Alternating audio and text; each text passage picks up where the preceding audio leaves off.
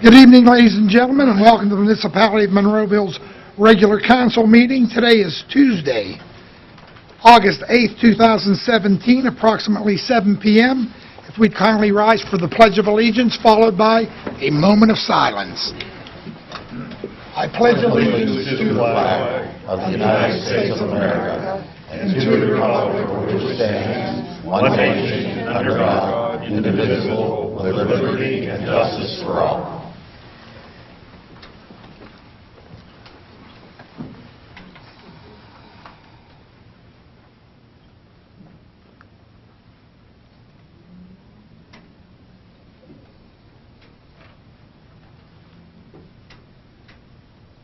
Thank you. You may be seated. Roll call, Sharon, please. Mayor Cinco. Here. Mrs. Gatos. Here. Dr. Grisak. Here. Mr. Harvey. Here. Mr. Johns. Mr. Cleary. Here. Mr. Duncan. Here. Mr. Wilson. Here. Mr. Little. Here. Mr. Ratcher. Here. Ms. Rock. Here. Mr. Hugus. Here. Mr. Sedlak. Here. Mr. Wilden. Here. Mr. Johns is on vacation. If anybody would like to know, I'm sure Jim's having a great time, and hopefully be safe and have a good time. Okay, before I open up for public comment on proposed agenda items only, I am, two things, but I'm going to do my first comment is that, ladies and gentlemen, I know a lot are here with the seismic testing. I would ask that you adhere to the 5 minutes. I think we gave everybody that wanted to speak as much time as they chose to. I let them run over. And if there's anything new or different, we're certainly welcome to hear that, but I hope we're not going to hear the same thing over and over. We understand exactly what you said. And then the second thing is that I'm going to do the proclamation for our Jazz Festival folks so they don't have to wait. I don't know how long we'll be here, so I will read that into the record if we would. So you want to come on up? Chuck?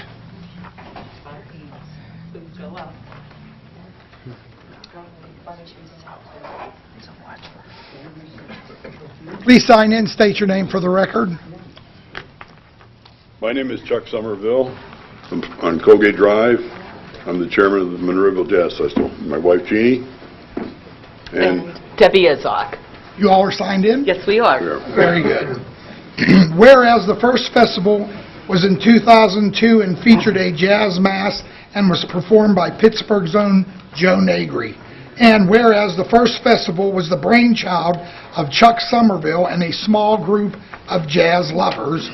And whereas since the festival's humble beginnings, virtually every Pittsburgh jazz great has performed at the Monroeville Jazz Festival, including the U.S. Air Force Jazz Band. Now, therefore, I, Gregory H. Aracinko, Mayor of the Municipality of Monroeville, Pennsylvania, congratulate the Monroeville Jazz Festival on their 15th anniversary and wish them many years of success in the future. So let's give Chuck and his crew.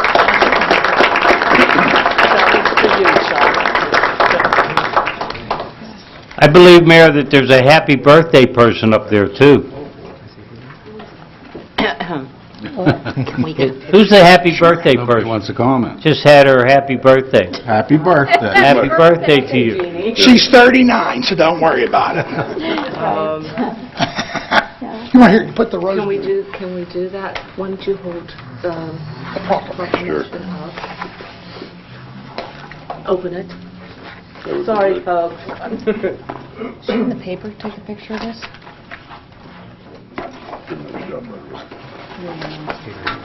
Yeah. Both of them are.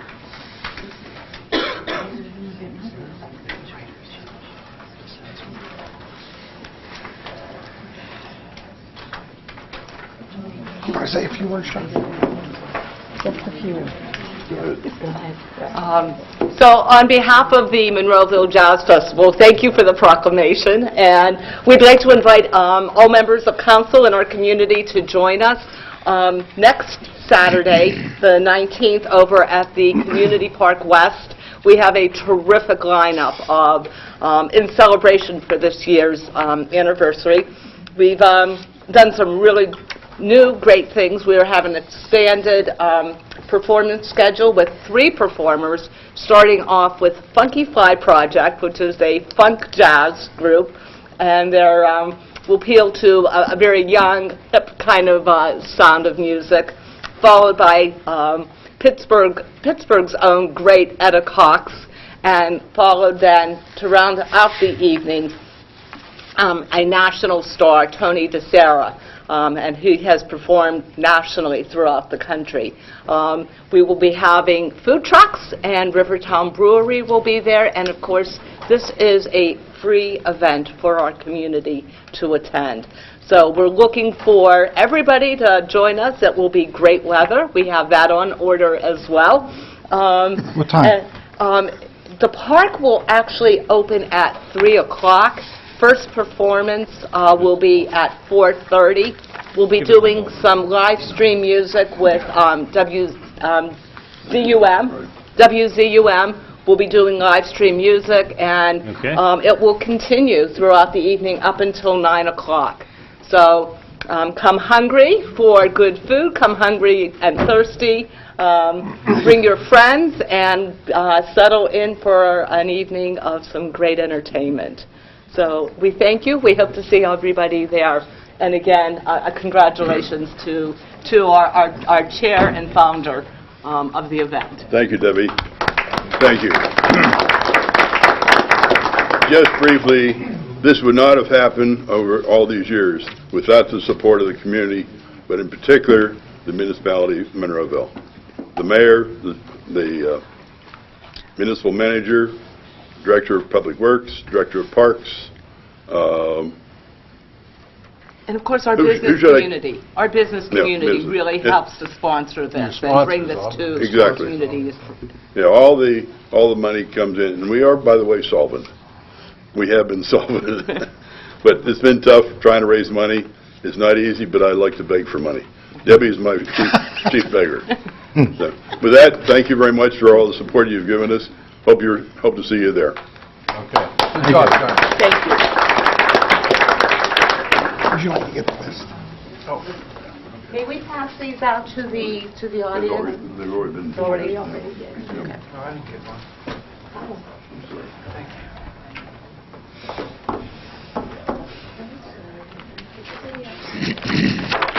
She already has one.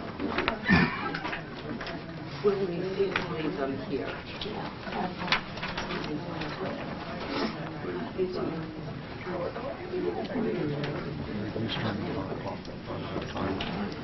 I'm going to do it again.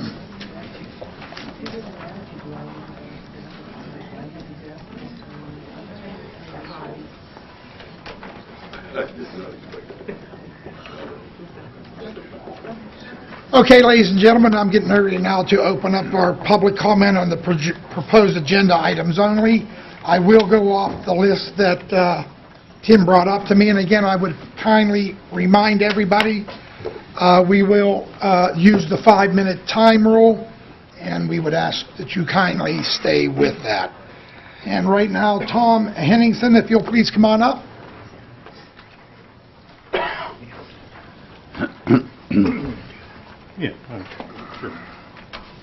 My name is Tom Henningsen. I'm a resident of Monroeville.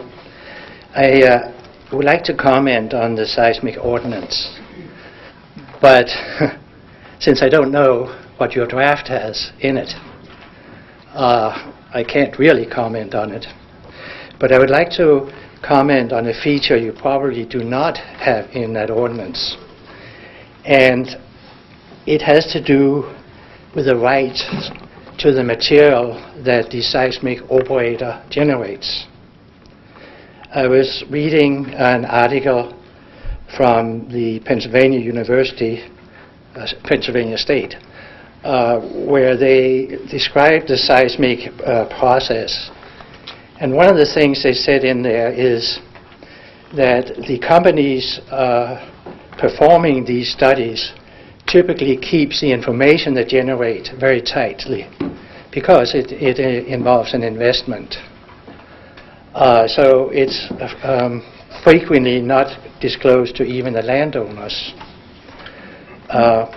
My proposal is that the ordinance should include a provision that you have some negotiating power here because you're giving them access to your properties. If you look at the agenda here, there's a proposal for denial of a survey including the rights of ingress and egress across the lands owned by the municipality of Monroeville.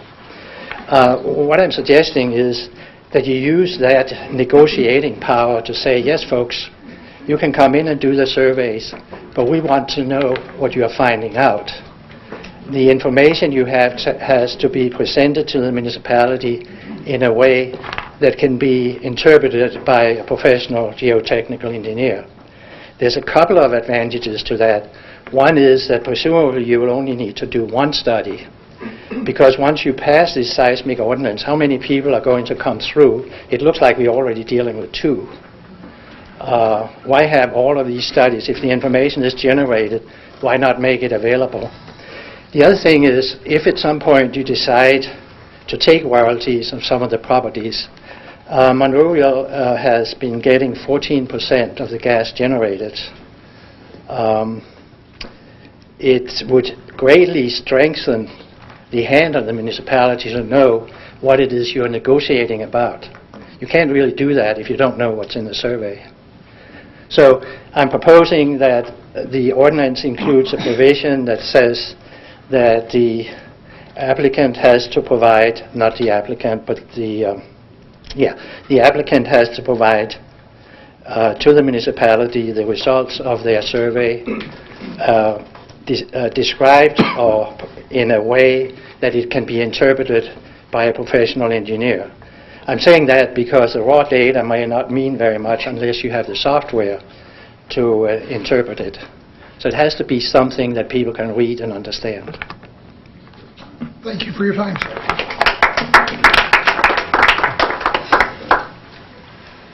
Ed Martoni. I said it right? Yes. Hi, I'm Ed Martoni. I'm concerned about exploding dynamite and drilling in the area. Especially, I live over off of Harvard Road. It's part of the area that's affected.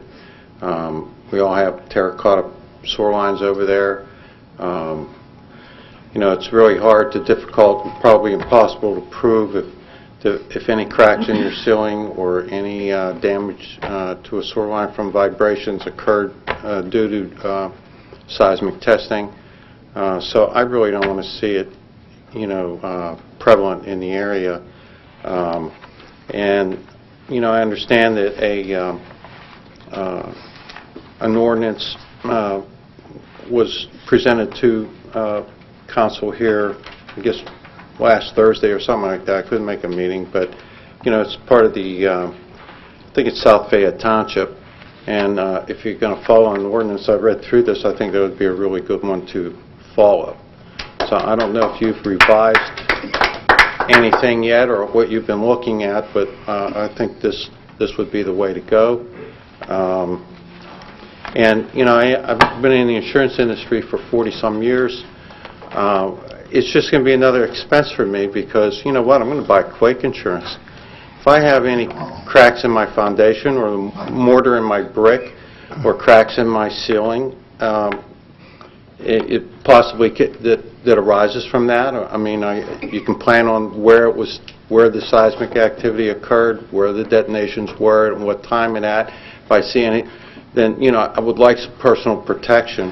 That's the only way I can. So it's going to be an added expense for me to prepare for any of this. I would think that most other homeowners should consider that too. One other thing I'm concerned about, and I guess the experts have talked about it, is if when they start to try and pour any waste down back into the ground, if the line breaks or whatever, we also have a lot of old coal mine shafts. If that breaks in there and that water starts filling up in these coal mine shafts under us, that water is eventually going to come out somewhere, along with the sulfur and all the toxic waste, and all the water they inject back in is very toxic. I mean, it'd be nice to put it on a ship and send it to the sun, but that's not what's going to happen to it, and so as a citizen here, I'm pretty concerned about it. That's all I have to say. Thank you. Thanks. Thank you. Ladies and gentlemen, I do apologize about that call. It was my wife. I thought maybe something was wrong, but she must have pocket called me. I do apologize for that. Nancy Lapsovich.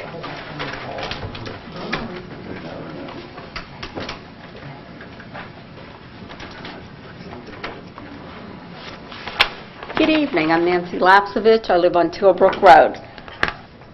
I was at the park today, and I have to commend Monroeville on this park. It's fantastic. I don't know,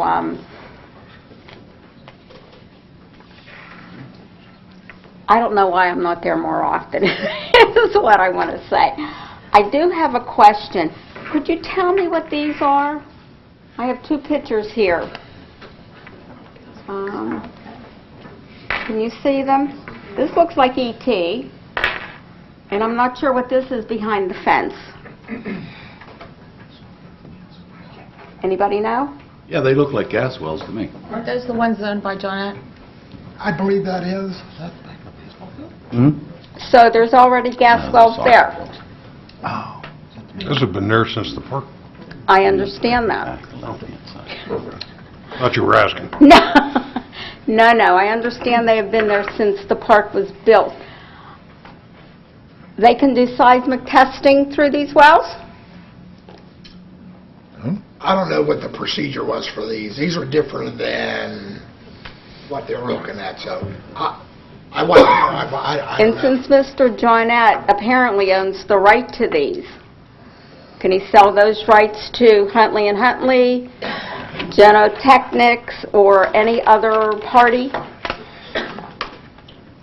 I guess that we'd have to look at our agreement with them, but this is a vertical well that was installed when the park was made.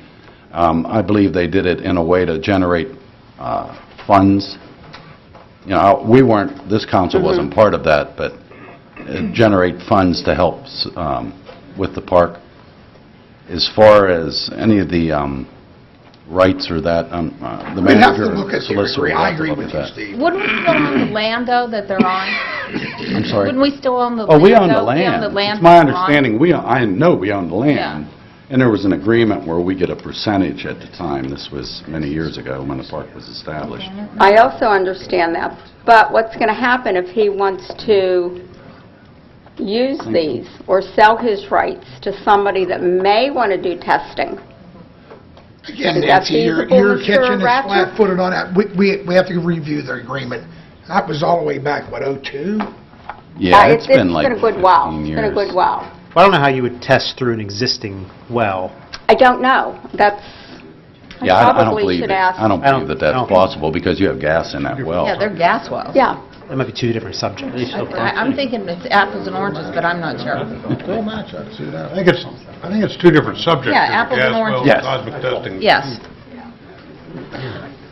I know it's two different subjects. What I'm saying is there any way they can use these wells for anything?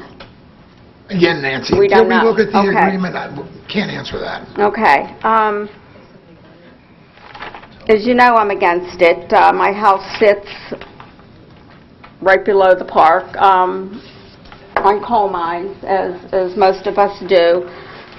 I'm a cancer survivor, and I'm proud to say that. My cancer doesn't know how it was caused. 1 out of 4 get it. It's multiple myeloma. There's enough pollution in the air. Any other chemicals that may be released will be detrimental to my health and your health. With that being said, there was a UFO sighting over Monroeville in July. Do I believe in UFOs? Absolutely. Do I believe this council will do the right thing? We'll see if my absolutely goes with that. But I want to thank you for taking this all into consideration.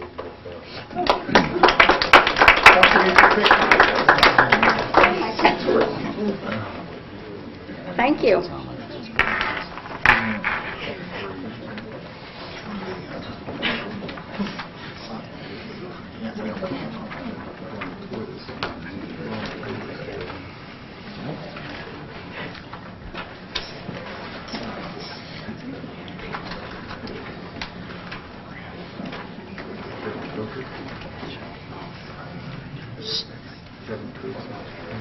Kevin Coker, we're trying to make that out. I apologize. That'll work, come on down. Well, that works. It's close. Chair? Chair. Mr. Sorry. Mayor, Mr. Mayor, Sir. he's here for a land development Oh, okay. application. All right. You skip- And sit down. It's like to control the crowd. This is Randall. Come on up. Hello. I'm Lou Randall. I live at 1320 Knollwood Drive. I think I echo somewhat of, so different subject than last week. I guess what I'm hearing when I talk to my neighbors is why we feel distrust and why this was talked about 8 months ago in a meeting and why it took this long to get an ordinance at all. Like, what is the drag for that? I don't understand. Mr. Little, can you explain again that they hadn't applied for a permit, so there was no sense discussing it until the permit was applied for? Well, you could make a law about anything. We have laws about bingo games. Nobody applies for. They weren't, it was... Right. But there was So they discussion applied. meetings, right, Not- with not Huntley. us. Yeah. Council No, I wasn't- understand Council that. was not Council involved, wasn't so- aware. Right. That's But understood. I guess I should say we. I'm sorry. The we is just us as a municipality. Okay. Sorry. So, yeah, we met in February, all right, and, just to give you some background, going back 3.5 years ago, I mean, you meet with people all the time. Mr. Hugus and I met with 2 gas and oil companies 3.5 years ago, and I don't even know if Huntley and Huntley was one. I tell you the truth, I can't remember. And we never heard from them again, all right?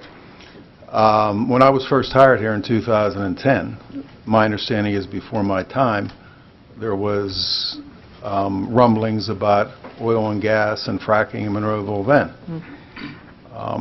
So you sit down and you talk with a lot of people, even off this subject, developers. They come in, and most of them are serious, and they have their financing, they have their engineers, they have their landscape architects lined up. But some, you just sit down and you talk, and you never hear from them again.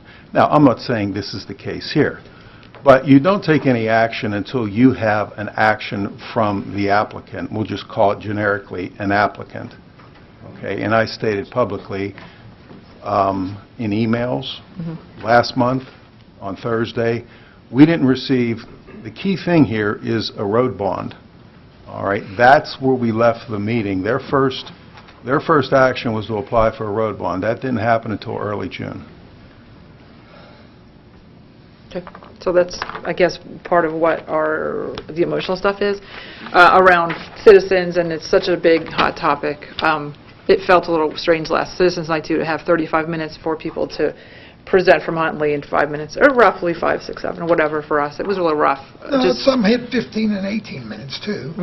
But still, the point is, the beginning was very chummy, very, a lot of words like the gracious But Lou, don't you think that the presentation. people that watching TV as well as here needed to hear what they were presenting?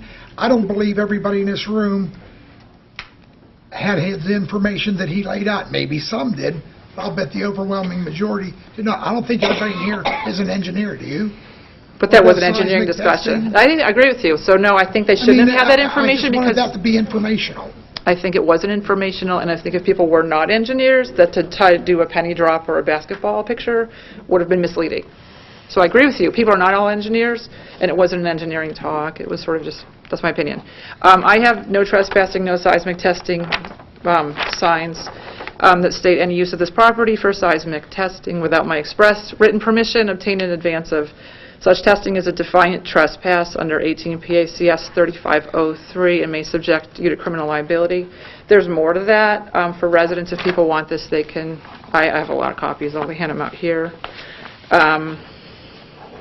And I guess the last thing, I was really hoping we could, it's hard to discuss, it's impossible to discuss agenda items if we don't have a copy of the ordinance.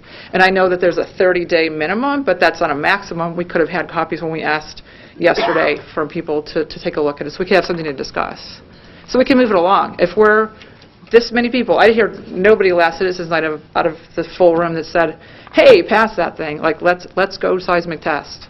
Nobody. So it feels like we're not being represented well if we ask for data, like what does the ordinance say, so we could discuss it in a timely fashion before things get rolling more.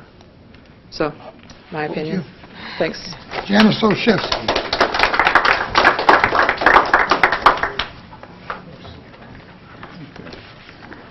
Good evening, everybody. Janice Olszewski from Asbury Court, Monroeville. I'd like to draw to your attention an article that I just saw in the Trib this week, and I'll give it to the stenographer also so that you can have it for the records, what I was referring to. But in our informational meeting that we had last Thursday, we had Huntley & Huntley and Cougar Land both express their concerns about the testing and how thoughtful they would be and considerate of the residents and so on. However, coming upon this article in Upper Borough, which is, an adjacent community, there was testing being done by Cougar Land specifically on the behalf of Huntley & Huntley. And there were numerous people at their council meeting that talked about this seismic testing and how unjustly they were treated and how they were intimidated many times, and tactics were used that pitting one neighbor against the other one and saying, oh, your neighbor down the street already signed, so you have to sign because you can't stop this, and numerous other things. And I will be happy to submit a couple copies of this so you can pass them around and look at them.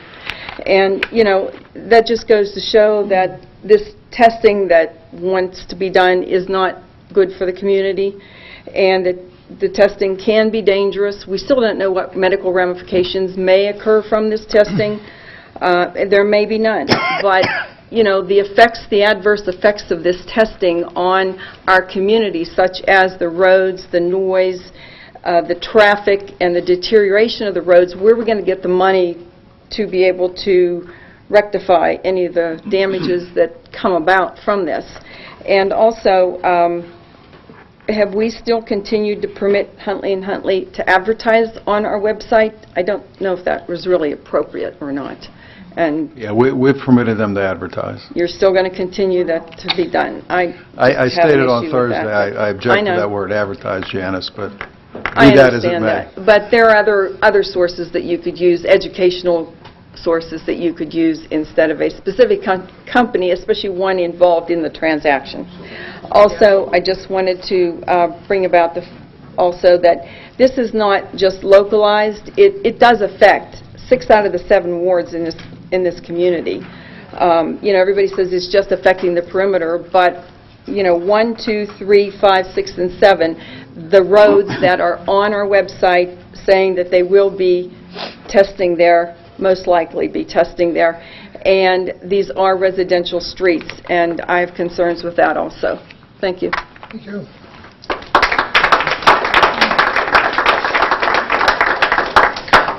Okay, ladies and gentlemen, I'll leave the floor open momentarily for anybody, I should say, that wants to come up and talk about the proposed agenda items only. I'm here. Mayor, my name is Robert Serafini. I'm a resident of Monroeville. Did you sign in, Bob? I am doing that now, Thank sir. you, sir.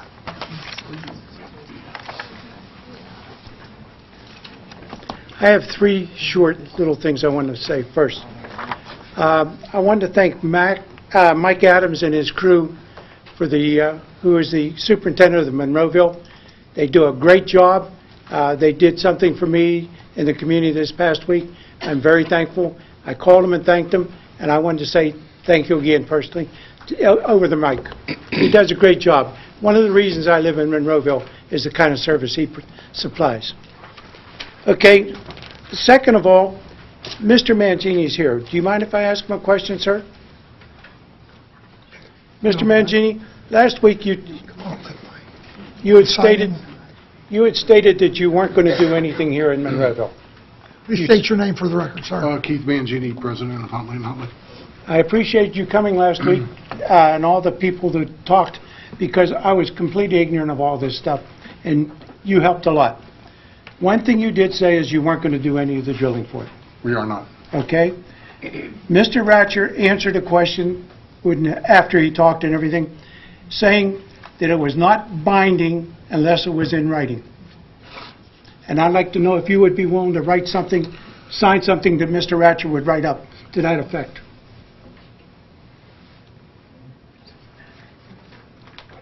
I would consider, we'll talk about it. I would appreciate that, because like you said anything's possible until it's in writing. And Well, yeah, that's correct. I mean, if somebody comes up and makes a public statement, That's a public correct. meeting, they cannot necessarily be held to that That was public one of the statement. things I caught, and I think he seemed like a very nice guy. I've never met him till last week. But like I said, I don't trust anybody with a maybe. Like I said, I would appreciate if you and the gentleman here would get together and maybe get something to sign that would appease the council. Well, that's up to council whether or not I they want realize to that, do sir, but you have the authority to draft something. If council gives me the authority, I do have it, yes, sir. I think a signature on both parts would be greatly appreciated, plus the draft of the ordinance. I think that would just eliminate a lot of stuff. And like I said, that's the only thing I have to say, Mr. Mangini. Well, thank you. And you're asking me to agree to something I don't even know what it says yet, basically. Well, I'm asking you to get And together, what Mr. and what Retcher. for exchange? You know, what are we bartering for? This gentleman right here says you have to sign something for it to be honored. And you said you're an honorable man, and you said you're not going to do it. That's right. So let's get together and get it in writing, so whatever the ordinance is, and we'll get that cleared up. And there's no ifs, ands, or buts. Everything's down to be certain you signed it, and that's it. I think that's the way to do it, Mr. Mangini. You and Mr. Ratcher, with the blessing of the council, hash it out and get that all taken care of. All right, we'll consider it. I mean, you have some do's and don'ts. He has some do's and don'ts. Get the do's and don'ts together and sign it up. Okay. Would you be... The only thing I want to make clear is my participation is strictly at the direction of council. That's what I said, sir. I said the council... Yeah. Okay, thank you, sir. Oh, thank you. Appreciate it. Now, here, third item I have, I don't know when this is going to come up, but Mr. Little is going to read a letter, and I have one statement after the letter. I would like to hold my third statement until such time as he reads that letter. Can do, Bob. May I? Thank you. Okay, Mayor asked me, and Mr. Serafini asked me, there's a letter here from a Miss Cheryl Boise, Point Circle, dated August 4th, 2017, to Mayor Aracinco and Monroeville Council.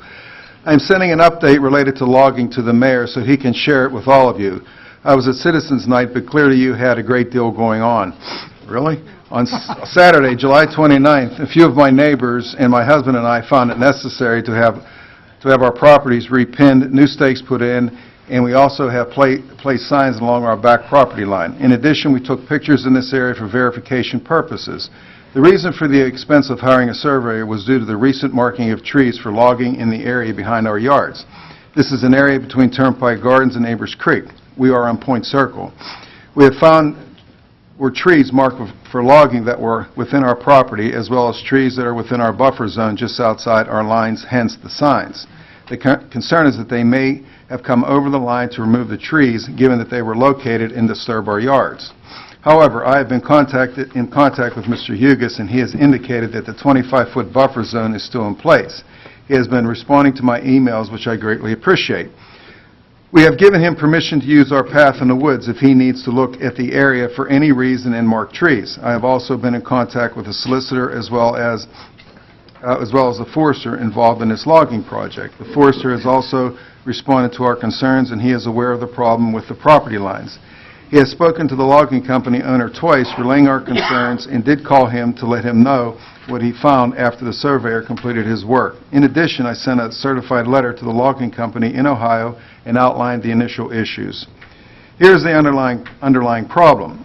It should have been the responsibility of the landowner prior to contracting with the logging company to have a very clear picture of where their property lines run. In addition, if an error was made involving our properties, then how many of other places were errors made impacting other backyards in the area to be logged? Given the size of the area to be logged, there was no reason to come into anyone's yards or log within a buffer zone. Buffer zones eliminate these types of conflicts when they are honored and protect everyone involved, including the person logging. To remove another person's trees without their knowledge and consent, then pay someone else for them, should have some form of legal ramifications. I also expressed concern to the forester and logging company related to the pipelines that run over that hillside. I will tell you, in years past, when there was fog or a great deal of humidity, I could smell the gas due to that additive. Fortunately, that smell has been gone for a while, which is why I'm concerned about disturbing the area around that line. Just one side note. I'm not sure what can be done about this. My husband gave the solicitor information on this situation. When you look at the value of our 1/4 acre lots, land value only, valued somewhere around $23,000, and compare that to the land that was logged and will be logged, something is wrong with land values. How can land, many acres, with commercial logging value only be paying $6 to $8 in county tax? You can calculate the other taxes from those figures. I do understand about the assessment process. However, I think about people like my grandmother who pay property tax in Monroeville well into her 90s. She was on Social Security only and had a small savings. How many people in Monroeville are currently in that situation? Meanwhile, here are acres of land being used to generate commercial logging revenue, and the taxes will not even pay for the 2 tanks of gas. I hope you can see what I mean. This does not sound right. I understand from Mr. Hugus no permits have been issued yet for the proposed logging, and he has requested additional information. They should have waited to mark trees when they knew where the actual property lines were, and only if they received the permit. One last thought. I spoke to several surveyors. It was brought to my attention that one municipality in Butler County requires a planting of trees as replacements when trees are removed for situations like logging. Some states also require that, but not Pennsylvania. Interesting requirement given my conversation with the DCNR about logging alone versus forest management. We will update you if any other issues occur, and this is as the situation further unfolds. Respectively, Cheryl Boyce, Point Circle.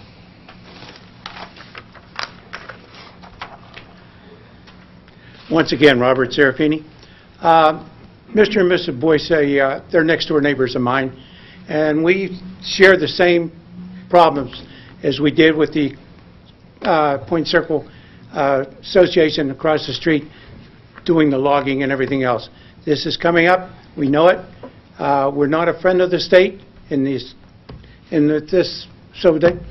but what I wanted to put on here is Wexford, even though they're cutting trees and that out in Wexford, they have a law out there on the ordinance whereby any tree over 18 inches in diameter, they have to replace that with another like tree.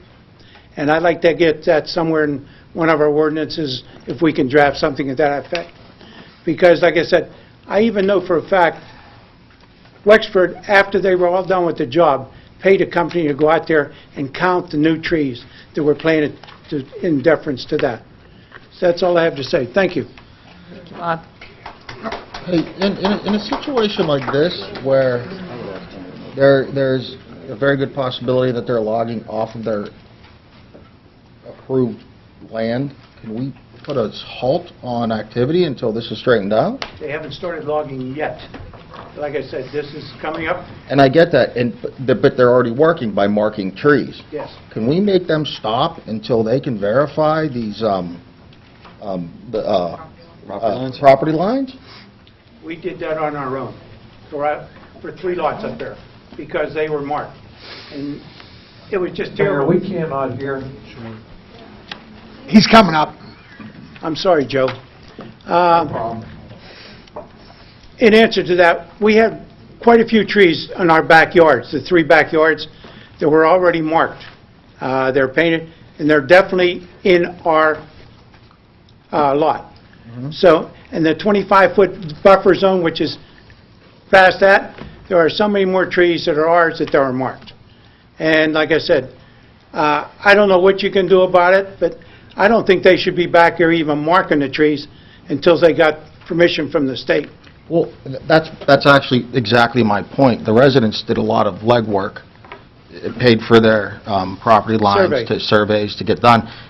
Would it be within our jurisdiction, I guess, to say, stop, you're going outside of this, there is a legitimate contention to The municipality did not know they were marking the trees. It came to our attention. They did submit an application around about the same time. We had a lot of questions and a lot of comments to their application. They had to submit some more information. One of the more difficult things that we have is identifying property lines in the field, especially in a wooded area. You really just don't know where they're at unless you find iron survey pins. And that's what Mrs. Boyes and I had a lot of conversation about. And she had went on her own to have it surveyed, so we know where that is in the field. Even if there's a conflict with surveyors, the only one that can resolve that conflict are two surveyors. They're the only ones within the Commonwealth that can solve those problems. So, in this instance, it seems like a lot of people are getting their property surveyed, which will help this issue. But we didn't know they were marking the trees. Can we require the actual property owner that's logging to survey their property? It is not a requirement in the ordinance to have it physically surveyed. We can start cutting.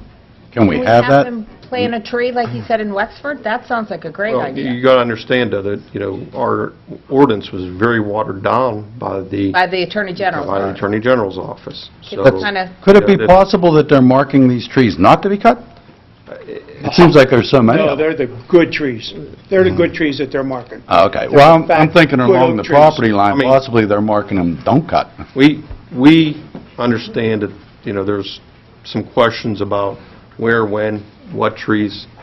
We have not issued permits. I've been in contact with the timbering company, with the forester.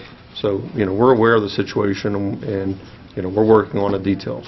Would it behoove council to have Bob maybe talk to the Attorney General's office and talk to them to see about, this property line business? I do, and understandable, I get it. I don't know.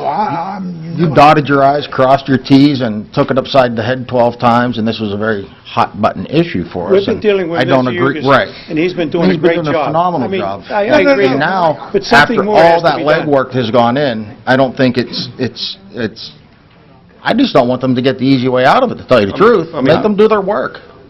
We have made it very clear to the timbering company and the forester that they are not to begin until they get their permits from the municipality. Can we go ahead During and look that at ord- Wexford's, though, at the same time, before we issue the permit, see if we can do Why don't we let anything? Bob talk? Here's what's happening right now. With respect to the replanting, I have a call into the Attorney General asking if the replanting will violate the acre ordinance in their opinion. Okay, good. Okay. There's a possibility that it does not. There's also a possibility that it does, and nobody has reported. First of all, Wexford is not a municipality. It's maybe, I don't know. It's a township. It could be Pine Township, it Yeah. could be It's Marshall Pine- Township. It's one of those townships. Pine, Okay. McCandless. But it's possible that nobody has reported their ordinance or challenged their ordinance under the acre statute like they challenged They ours. did ours, okay. But one way or the other, I'm going to get an answer to that situation. Now, the Right. other issue that has been brought up is whether trees are being marked on property that's not owned by the Point Circle Association. This No, this is not the This is the association. Sri Shri Okay, I'm Shri sorry. property. Okay. Oh, this is My apologies to the This Point is on the Circle other side of the hill. Association. There's two What different property is sides of the that? street. Two different Sri tree Shri problems. Shri Okay. Baba Well Temple. done. I think we should, at the very minimum, write a letter to the Sri temple Shirties? and tell them, hey, we think you might be marking trees that aren't on your property, and please direct your,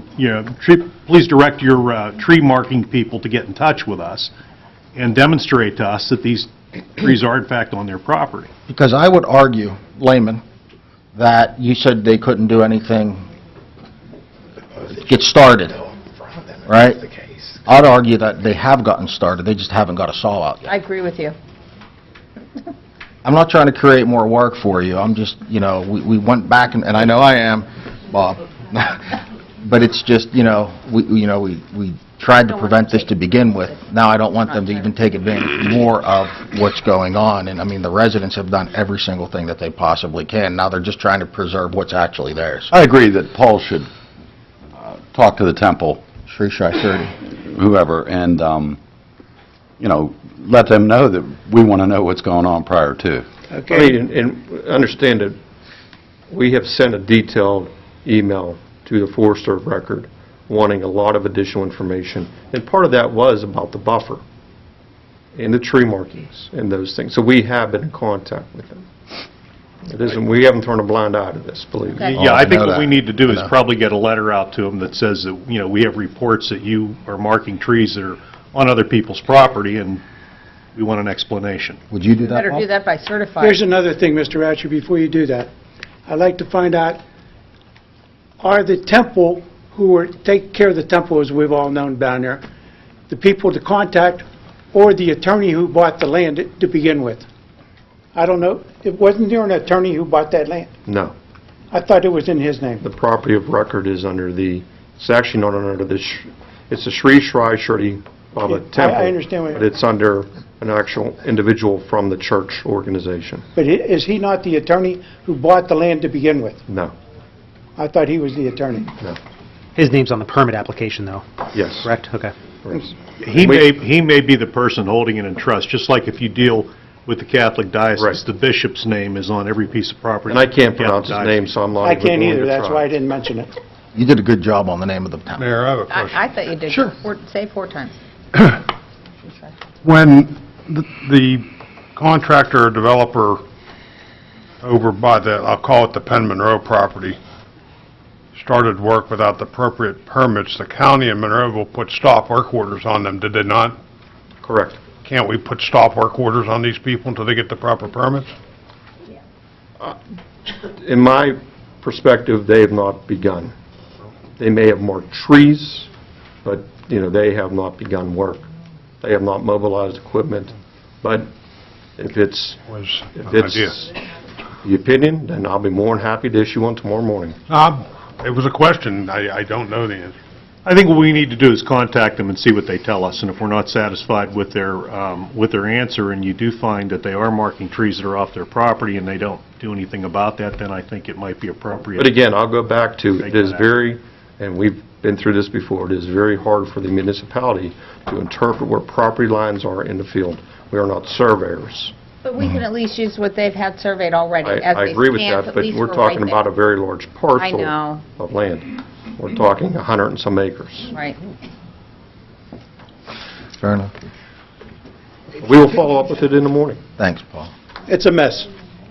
It continues, Bob. Thank you, sir. Thank you. Okay, ladies and gentlemen, I have a question. How many more people would like to talk about seismic testing? 1, 2, 3, 4. I saw 5. Okay. We have a couple of developers that have and we'll allow you to ask questions of them, but I don't want to hold them like we did for hours on end. So let's, Council, we're going to jump over. Tim, if you would, please, on the new business. Yeah, sure. Okay, in our new business, we have 17-7 Sub Center Road Plaza, BCFY Limited Liability Corporation. Applicant is requesting preliminary and final subdivision approval to consolidate 3 parcels located along Center Road. The parcels are known as tax parcel 743-H-174, 743-H-179, and 743-H-181 in the C2 Business Commercial District. Planning Commission recommends approval of this application. Is there a motion on the floor? Motion to approve. Well, no, I want a motion and a second, and then we'll let them talk. I'll make Is a there motion. Second. Okay, motion and a We can second. discuss. No, Motion to approve. to approve, yes. The applicant will please come on up. I can't talk. State your name for the record, and if you would, sir. My name is Greg Corniotis. I am with RF Michael and Associates. We're the surveying and engineering firm that prepared the plans for BCFY LLC. Did you That sign in, sir? I'm sorry? Did you sign this? Yes, I did. Okay, thank you. That's the one in You red. have it already. It's the one in red. She looks nice, but she'll get you. The intent of the subdivision or the unification plan that is before you is BCFY owns 3 parcels of ground. One has the shopping plaza on it. There's the corner lot that is along Center Road and Kenmar, and then there's the third parcel that used to have a home on that, and that was taken down last year. The intent is to unify or combine all three parcels as one, and then we would then do what is on the next portion of the agenda, which would be the site plan approval. Okay, would anybody in the audience have any questions on? Show the front of the building. I think it's a good visual. You went through the dry run.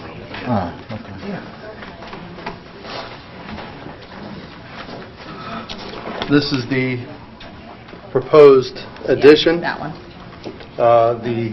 There would be a facelift to the current plaza, and then there would be a two-story office building attached to the building. Thank you. So just office, not additional retail? That's correct. Sir, and the storefronts will line up. That'll be a continuous. That would be, building. that is true. There is one little section, if I can use the site plan now.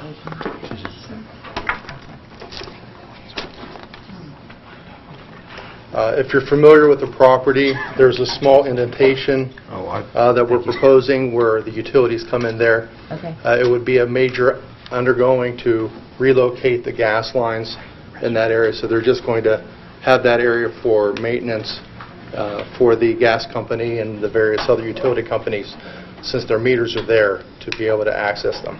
If you saw in the previous sketch of the building, there's going to be a fenced area which hides that from the public. Any other questions, council? And we had discussed this Thursday. No, I know we did. Again, I'll turn it over to anybody sitting in the audience. Any questions on 17-7 SUB or 17-7ST? Motion to approve. Well, yeah. There's somebody has a question. Somebody has a question. You have a question? Come on, you have to come on up to the mic. Sign in. State your name for the record. Amy Bear, Ridgeview Drive. Has it already been rented? Like, do you already Get to the mic, please. have you already had possible renters for this office building? I don't believe Mr.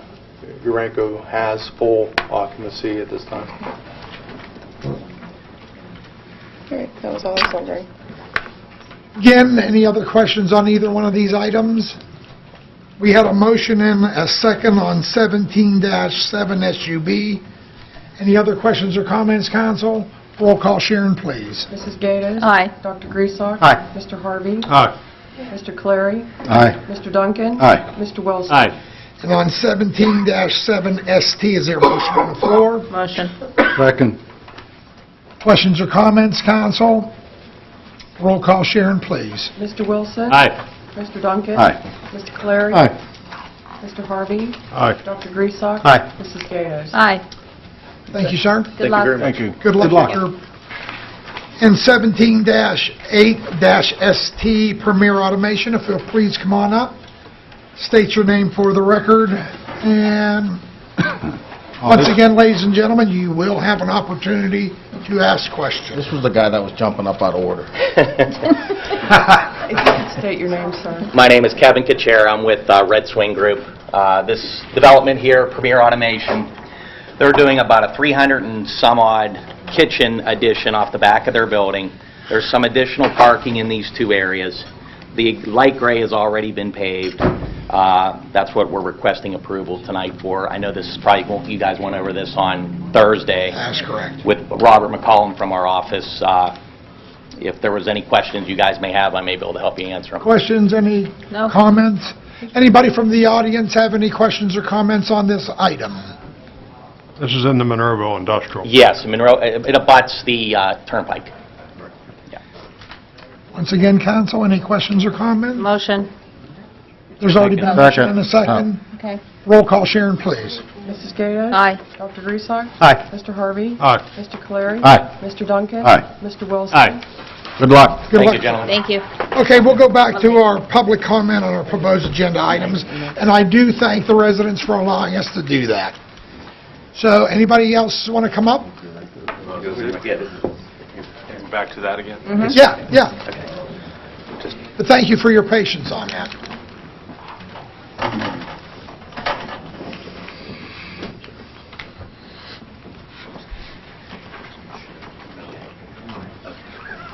Won't take all much time. I'm a Monroeville resident. Perry Munion's my name, LaSalle Road. My assumption is that you are all Monroeville residents, correct? Oh, yeah. Yeah, have to I would be. assume so, yes. Yes, sir. That's my assumption. So as homeowners, Sir, can you go in front of one of the microphones? as homeowners yourselves and all the residents of Monroeville, my question is a naive one since I'm not an engineer, but what do Monroeville residents get out of extraction of oil or gas? Individual residents. Do we get anything out of it? Yes? We don't get anything out of it, do we? You It's guys my don't get anything out of it? understanding if you don't own the mineral rights, you don't get any. And who owns the mineral rights? Yeah. From what I understand, I don't think anybody does, right? So, sounds like it's only downsides for the residents of Monroeville. It seems like it would be downsides for you guys too, unless there's something else going on that we don't know about.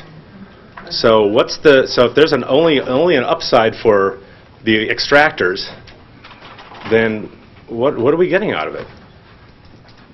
That's a mystery to me. I can't imagine any Monroeville homeowner, property owner, who would be for it. If they're coming in from the side, if they're not doing it right in Monroeville, I understand that, but it sounds like they can do anything they want if they're coming in a ring from the outside. So I don't understand how anybody is getting anything out of this who's a resident here, and we're the majority.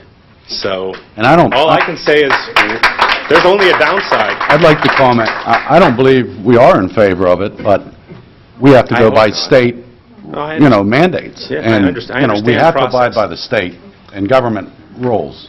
But we're trying to do that, All and right. still stop That's fine. them. That's fine, and I don't have any reason not to believe that. So all I can say is it seems like only a downside for residents, and that seems like the majority. So that's all I have to say. Thank you, sir.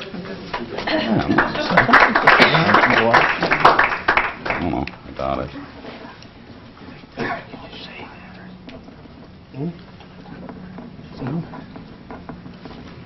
State your name for the record, sir, if you would, please. My name is David Mintz, and I'm at 340 Coleman.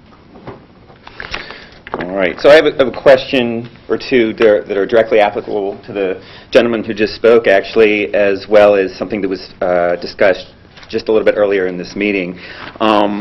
If council does direct Mr. Ratcher to draft an agreement with Huntley & Huntley that was spoken about earlier, just so that we do have something in writing about the statement that they have no intention of drilling either within Monroeville or from the communities around into Monroeville. You may remember me as... Sir, we can't, about what they do around Monroeville. Okay. We have, Even if it goes under... Okay. It's the law. Well, I can still ask the question is that you may remember me as the person who, before the lights went out at the last meeting, I finished my question, the lights went out, and then... You did it there. I did got it. here early, That was my David. question. But actually, I spoke to the geologist as well as to some of the other people during the interim when they were getting the lights back on. And this is really directly applicable to the question about whether Mr. Ratcher is able to draft this agreement in writing. My question, if you remember, right before the lights went out was a citizen came up prior to me and asked the geologist what benefit, just like the question that we just had, what benefit would there be to any Monroeville resident for any of this to happen, seismic testing, drilling, anything? And his immediate response was, do you own the mineral rights under your house? And then we went on, and I had the question my question was, why did you ask that? And then the lights went out because what does it matter if she owns them or not if there's not going to be any drilling? So then the lights went out. We didn't get an answer on record. So I spoke to them in between, and I want to tell you that the answer I got was twofold. One is the person, if they did own the mineral rights, and we don't know if anybody does, but if they did own the mineral rights, and they chose to sign those rights over to benefit in some way, the company, Huntley & Huntley, I was told by the geologist, they could do a conventional well on that person's property. Doesn't mean they would, but they could, which we already know is all over Monroeville. The other way that that person could benefit, and this was, in no way know that this would happen, but it could happen, and this is what I was told, was if another company bought Huntley & Huntley and the leases that they own, that company could do another kind of drilling or whatever they want to do because they bought the leases. So they wouldn't necessarily be held to the statement that no intention of drilling is the case right now, if you understand what I'm saying. So my question is, if council does direct Mr. Ratcher to draft an agreement with Huntley & Huntley, would that also be applicable to a company that may buy Huntley & Huntley in the future, as I was told could happen, you never know? Would we put into writing that it's not just you, but as we change ownership, this is also going to apply to future companies who may decide, if that person owns the rights, to drill whether it's a fracking well or a conventional well or any kind of well, either from within Monroeville or, as you're saying, I'm not sure how much leeway we have to regulate if it's coming just from 10 feet over the border and under to that person's house, but can that be applicable to anybody who may buy them out? Is that a question? That is a question, yes. Can that be written in? Typically, the boilerplate in most agreements states that those agreements are also applicable to the successors and assigns of that particular party, of both parties, really. And that would typically be something that would be put into an agreement. Okay, well that's important, and that's what I didn't know, so that's good. And the other comment I have is the ordinance that I'm sure that we're going to see soon, that we've been talking about for some time now. Just some quick questions about it. Does this ordinance currently that we're going to see have anything to do with injection wells or drilling and fracking, or is it only seismic testing? No, this is only seismic testing. And if it is just seismic testing, are we going to be able to, I don't know if you can do it now, if it's going to happen in this meeting, or if it's going to happen in the future, are we going to be able to review, or are you going to review with us, any differences as it is written, as I suppose, right now, between, let's say, the one that South Fayette or Oakmont used and the one we're going to use? Are we going to be able to go over those differences?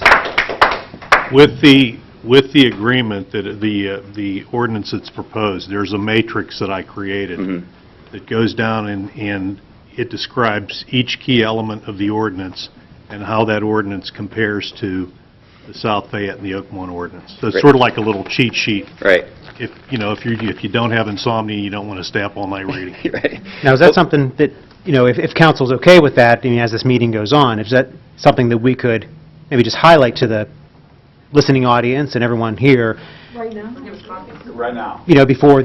Before the evening's over, because we still have to figure out exactly what we're going to do with the ordinance and how it's going to be final drafted. I believe that each member of council has a copy of the matrix that I drew up, along with the ordinance. And so if you approve advertising of the ordinance tonight, then that matrix could certainly be disseminated to the public. Okay. Along with the ordinance. Sure. The draft ordinance. That's what we should draft. If council's on board with that. And then to answer to one other one of your comments, though, as well, as far as a contract with Huntley & Huntley, probably what's more prudent would be to maybe explore our current gas and oil ordinances, because instead of, having this company sign an agreement and then maybe the next company, XYZ company, 5 years from now another company, what would be more prudent for this council to do is to look what our current oil and gas ordinance are and actually change it at that level instead of worrying about agreements with individual companies. Right. Is that going to be done? I mean, that's a great idea. That's already underway, actually. It's underway. Okay. So we're going to get updates on that, or if we... this one's on the front burner. That one's right behind it. Okay. There is an ordinance. It's of '07 vintage, and quite frankly, it isn't up to date with the legislation and the litigation that's taken place across the state, so it does have to be improved. Okay. So that's next. That's very good to know. Thank you for bringing that up, Dr. Gressa. Okay, just as a comment, when Mr. Ratcher got me a copy of the draft ordinance, that matrix I did not know was part of the ordinance, but now, since that's been stated publicly, it is, because I have copies up here. Once council, if most likely they will, passes an authorization to advertise, I will towards the end of the meeting. At the end of the meeting, I will give out copies of the ordinance. However, there's not the matrix that Mr. Ratcher was talking about on there. I did not copy that. Council has a copy of that. If council wants to give you their copy, but I can put it on the website tomorrow so you can get it. Okay? Let me make one comment. The matrix is not intended to be part of the ordinance. It's really just sort of like an executive summary, so somebody can go down through it quickly and say, okay, this looks pretty good, or, this looks terrible, whatever. Or could we put it in somebody's report this evening? That'd be helpful. That way, just orally. Well, I think the best thing to do is to let everybody, once you pass the... Let them see it in... Let them take it, let them look at it.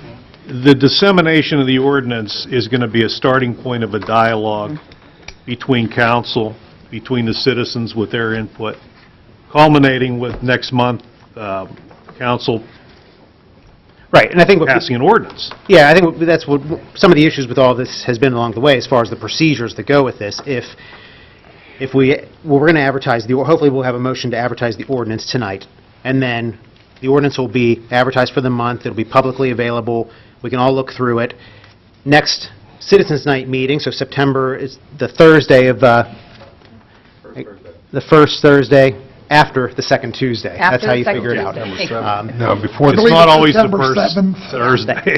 Yeah, I believe exactly. it's the 7th. It's the Thursday before the second Tuesday. So the public can comment on it, we will all talk about it more, and even though it's advertised and it's actually in print, between that Thursday and when we vote on the following Tuesday, we can make changes to it, we can modify it, we can tweak it, so people have to realize that... That's the whole purpose, is to start the dialogue, the idea being that we wind it up next month. September 7th, where typically we don't have, typically with ordinances, we don't have 2 months to discuss them. We're actually spending extra time on this one to make sure everyone's well aware of it and allowing a lot of time for public to comment, and also for the public to understand what we're doing. Because even though there's a crowd here and there's people that are paying attention, but it takes a while for this news to trickle out to the community, so we're trying to give ample time for everybody to know what's going on. So, sorry, Mike. Did you sign it, sir? I did. State your name for the record. I did. My name is Mike Barron. I live on 136 Ridgeview Drive. The first thing that I'd like to say is that I know last week Mr. Mangini had a personal issue at home, and I do extend well wishes and hope that everything resolved itself well there. There's a fundamental difference between the horizontal or the vertical wells that we have in this community and the horizontal wells, the horizontal wells that have the potential to come into this area. A huge difference in depth, in impact, and everything. No company is going to spend money to conduct seismic testing if they're not going to get something from it. By not passing this ordinance, and I'm not saying that it is or isn't, but if this ends up where it's going, what we're doing is opening the door for future explorations in our area. I highly recommend that a comprehensive ordinance be adopted here in Monroeville, but also that additional ordinances should be drafted to prohibit horizontal drilling and the injection of materials, including produced water, into any new or existing wells. The one woman showed the pictures of the wells that were in the park. Even if we don't own the land, or we do own the land, being the royal we, but someone else owns those mineral rights, there is that possibility that that well could be turned around and used as an injection site. And that is not something that we want to have happening through this area as well. Monroeville is known for its green spaces and its parks. Future development will impact the health of its citizens, the health of our local and our global environment, and decrease the home values. Allowing any aspect of this industry is a slippery slope. Look towards Dimock, Pennsylvania, to see what could happen if this industry is allowed into our community. If you guys are not familiar with Dimock, Pennsylvania, it's on the other side of the state, and that's D-I-M-M-O-C-K. One M? I thought it was two. Well, we'll talk about it Look it up. The citizens of that area were just devastated by the produced water and the natural gas infiltrating into their wells, into their water wells. Most of the systems that are in place nowadays in order to treat water do not work very well, considering the chemicals that are added into that water that is put into the injection wells, or not injection wells, but into the fracking fluids. So I realize that most of our water in this region comes out of the river, but everything flows downhill. So it's going to get there eventually, and it's going to eventually get into our water, and that's a really, really bad scenario. Thank you.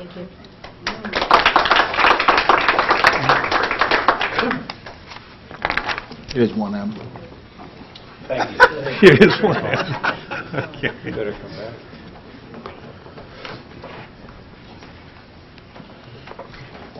My name is Alyssa Beck, and I sent an email to Mr. Little to ask to be on the agenda tonight, but I don't see my name here. I think there might have been a few more people here tonight. I wanted to thank the people, the 27 people that came to Sustainable Monroeville last night, along with the panelists from Protect Penn Trafford, Women for a Healthy Environment, and Food and Water Watch. A special call out to Doug Shields, who has been very helpful in helping us to educate all of ourselves about this very concerning issue of seismic testing, which we know leads to fracking. Thank you for mentioning Dimock, Pennsylvania. I saw Nick write it down. It was on the front page of the newspaper. Oil and gas catastrophes have been on the front page of the newspaper day after day after day after day. I know a lot of people don't read the newspaper anymore, so they're not really sure where the shale gas play is fitting into what's going on around the region. I showed my husband the frac tracker, that's FRACTRACKER, view of the 10,000 wells in Pennsylvania, and we're right on top of a lot of valuable resource for people that believe that the extractive economy is still around and that it's really a viable thing. People that don't really understand that we're moving towards a regenerative future. I'm going to give Linda Gatos a brochure on the social costs of fracking. Maybe you can take a look at that, camera. It's Put it in the middle. Where the tape the is. middle. Right there, right where that tape is. The social costs of fracking, with the petitions sticking out that I'm going to also give to you. The social costs of fracking are a big deal, and I know that's not considered to be, whoops, I want to hand you this too for the record, these two pieces. Thank you.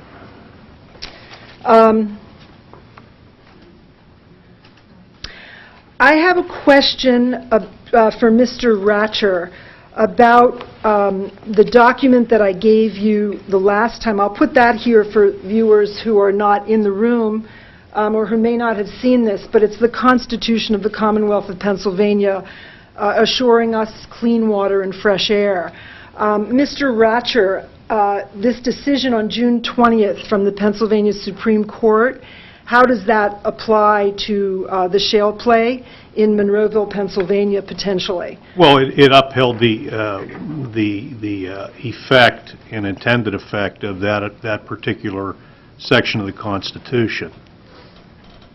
So what it essentially said is, to the extent that there are these issues are rightly raised and can be raised under that article of the Constitution.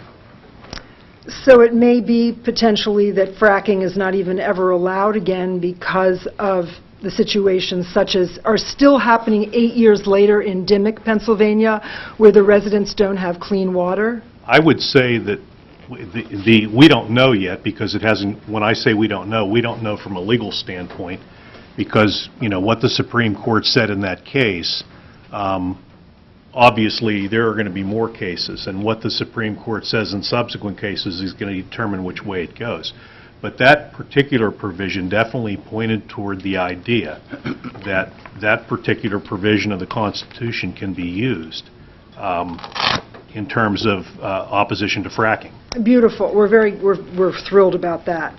I wanted to ask Mr. Gressok, because many of us really want this exact ordinance to be put in place that we provided from South Fayette, the exact ordinance. We're really concerned that it be the exact ordinance.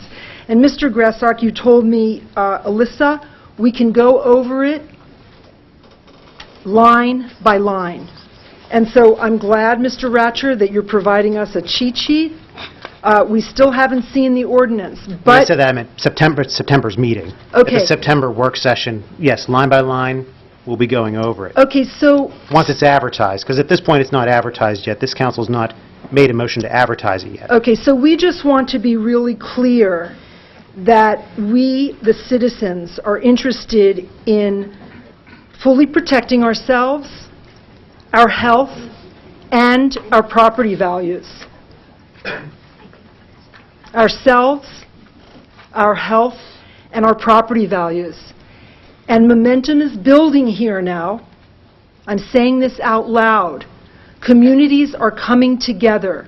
So even though we're sitting here in Monroeville, Pennsylvania, I believe that this is the tipping point. I believe that if companies such as Huntley & Huntley, and the gentleman who is sitting behind me to my left, stayed outside of the donut hole of Allegheny County, that they probably could have continued to get away with everything that they have been getting away with. But they're crossing the line as they attempt to come underneath Monroeville, Pennsylvania, and into the multiple communities in the 200 square mile area that they're planning, that they're hoping to do seismic testing in. There is momentum building. And we're all very concerned about this. We are very concerned that this council is stalling. You want to wrap up? You've gone over your 5 minutes. The last exhibit that I want to put in front of the people of Monroeville, the last 2 exhibits, the last 3 exhibits on camera are the League of Women Voters of Pennsylvania, Shale Gas Extraction and Public Health, a resource guide, and also the Straight Scoop on Shale Drilling, a conference that's coming up that the League of Women Voters is promoting on November 13th in Pittsburgh.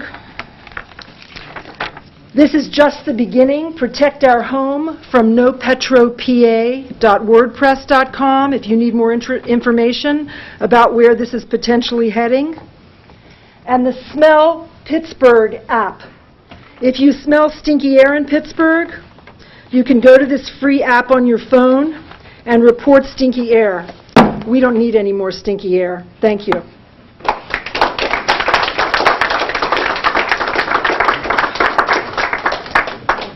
Hi, my name is Jay Wright. I live in Monroeville on Tilbrook Road, and I only have a couple quick questions. Mr. Ratcher, did you find out who has the mineral rights to the parks? No, I've not determined that yet. Okay, I'm still trying to get all the documents together that represent the land that is the park. I've got most of the deeds, and obviously, we have to go back through prior deeds really to find out who has the mineral rights. Okay, well, the reason I'm asking, we have wells in the park. Yes. In December, Mr. Mangini was one of the people that bid it. In December of 2004, he bid against Actagon, I believe it is. Okay? Yes. So obviously the park has mineral rights. Am I correct? Yes. Well, everybody should check their deeds. My deed happens to be exactly as the park's deed. We don't have coal rights. That doesn't mean you don't have mineral rights. You need to go downtown and check, because everybody's saying nobody has mineral rights. I think the residents of Monroeville need to check. Because if the park had mineral rights, many homes in Monroeville had mineral rights. The deeds are exactly the same. I happen to have an old deed, and I've looked at it. I know he thinks we have mineral rights. Am I right, Mr. Mangini? Because you bid for the rights in 2004. Well, that was, we didn't do You title. have to come up to the microphone and talk if you're going to say I'm something. sorry, sir. Thank you. At the time we made the bid, we hadn't gone into the title at the time. We would have run title should we have been the successful bidder before we made an investment in the property. So I don't know. Well, After God got it, I assume they ran title. Actagon does, so we had the rights. I'm just saying, I think everybody should check, because you may have the mineral rights. You don't have coal rights. Right. But that's two different things. Correct. Thank you very much for listening to me. Thank you. I'm sorry you had to wait here a long time. That's okay.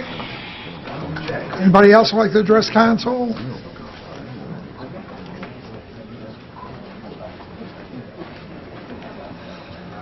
Gloria Bennett, 1342 Woodcliff Drive. Did you sign in, Gloria, I'm please? doing that now. Thank you. One quick question.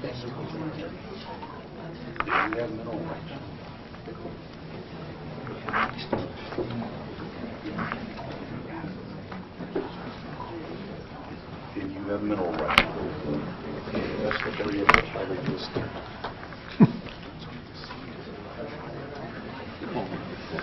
Okay, something was said.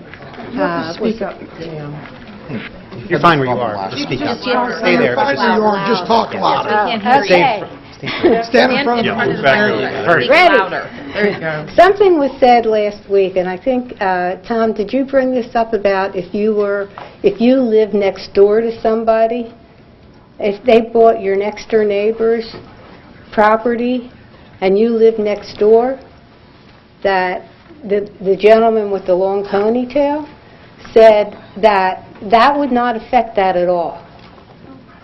That's next door. I didn't understand that when he said that. I don't understand. I don't understand the question. I'm sorry. Well, the question was asked, and I thought it was Tom that asked it. He was sitting in that chair. So he said, if the next door neighbor's was fracked, would that, or whatever is done, would that affect my property? Didn't you ask that? I'm sorry, I don't think I said that. Well, if you were sitting there, you did. Oh, okay. Well, I don't What's your I don't que- think what's we the were question? talking about fracking. We weren't talking about Well, fracking and all I this. don't understand how that can happen if it doesn't affect another company, or, I mean, another person's property. Does that mean anything? Is that correct to be said that? I mean, We're if not you... talking about fracking. No, well, that's what I want to know, if it has anything Yeah, to do but with we haven't- seismic testing also. That was why I brought it up. Does it affect the person next door? Does it affect how far does it affect if seismic testing were done?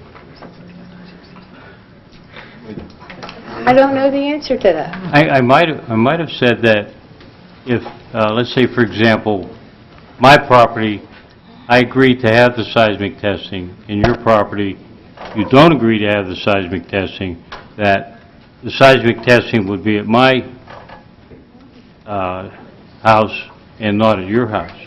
But that's... But can it be done? Pardon me? Doesn't it affect the other property? Well, at all? it might, I don't know. I really don't know the ramifications in how seismic testing works. However, if you say no and I say yes, that means that they can test at my property, and therefore they cannot test at your property. And it wouldn't affect the next property at all? Well, I don't know that. And I think that's the question that a lot of people have been asking. You know, what is the effect of the seismic testing in a span of space? Exactly. And that's what I'm talking Yeah, about. And same we thing don't know across the about street. that? Somebody across the street from you can agree to it. Therefore, and you say no, and you'll have my property here, and across the street you'll have somebody seismic testing across the street, but then in your property you say no, and basically you're in the middle. Well, that's what I want to know. If you're Well, in the middle I of don't it. know that. I mean, I'm just assuming that, and you know what assume means. You think? Okay. Well, that's what I wanted to know about how far it could go. That was it. Thank you. And I have some more names.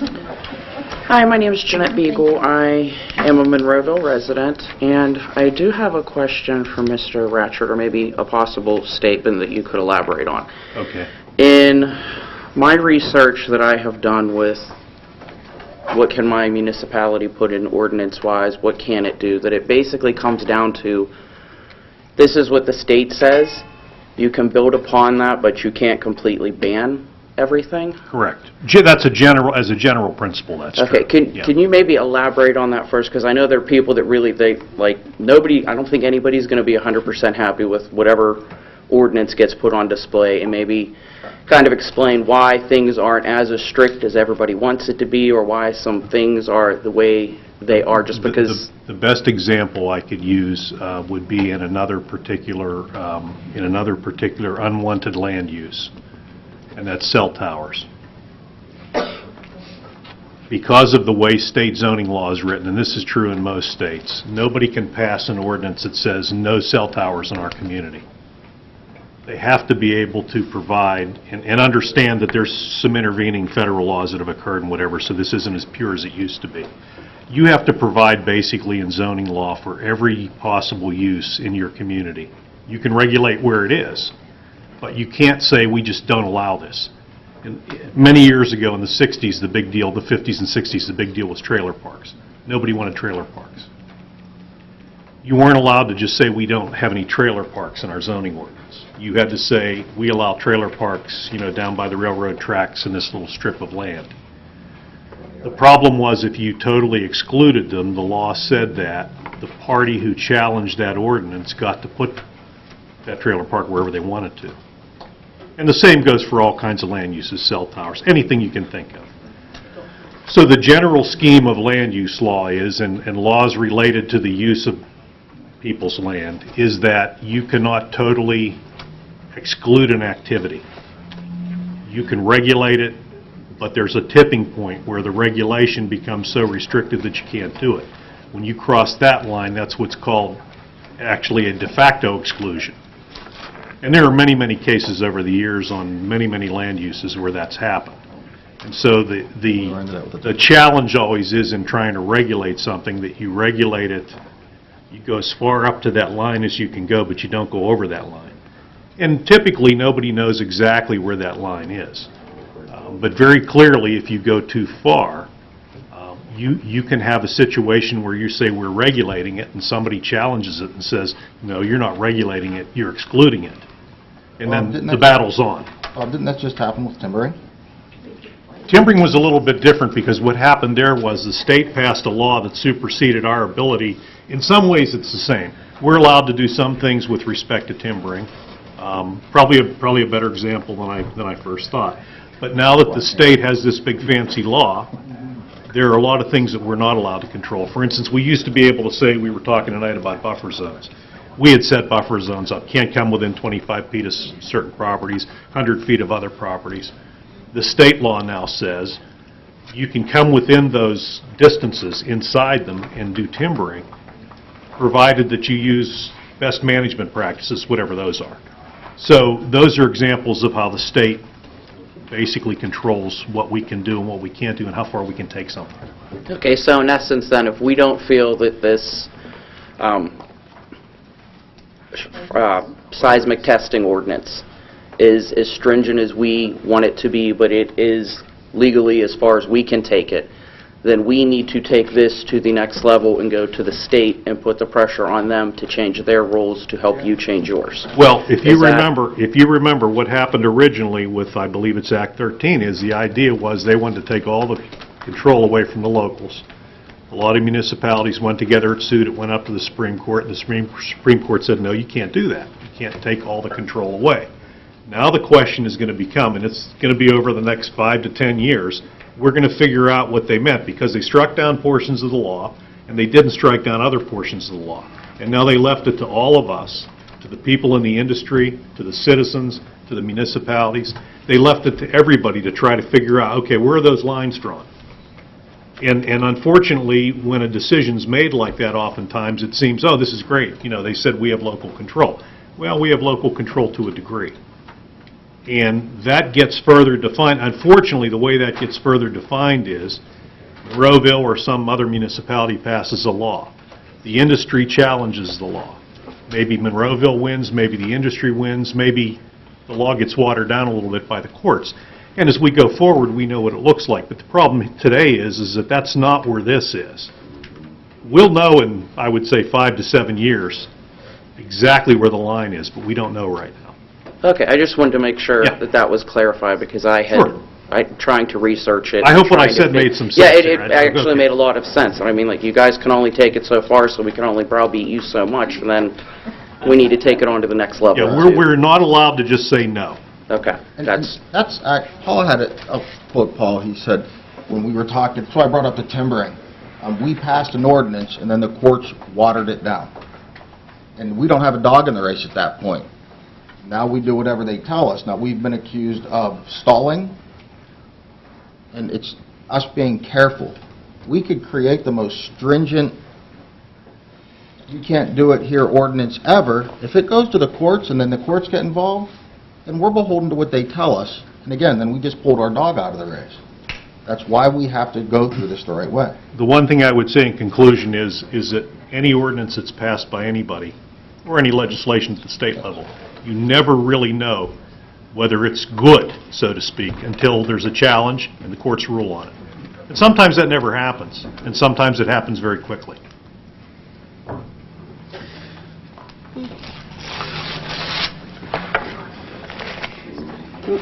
Sharon, you okay? Do you need a break, Karen? Not yet.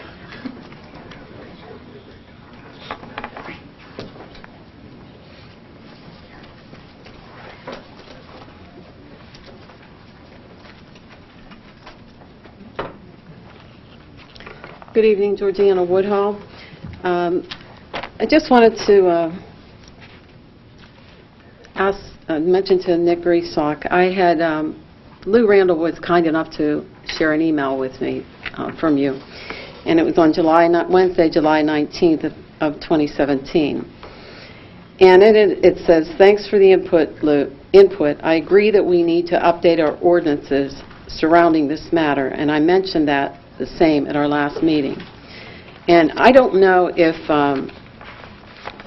you're not aware that there has been there was a modernization of the zoning committee, regulations committee, which Mr. Ratcher served on from 2006 to 2010. Correct, Mr. Ratcher? That is correct. And at that time, there were regulations for gas and oil drilling, if you recall. Yes. Okay. What year again? Sorry. From 2000, these are the minutes from 2006 to 2010. And during that time,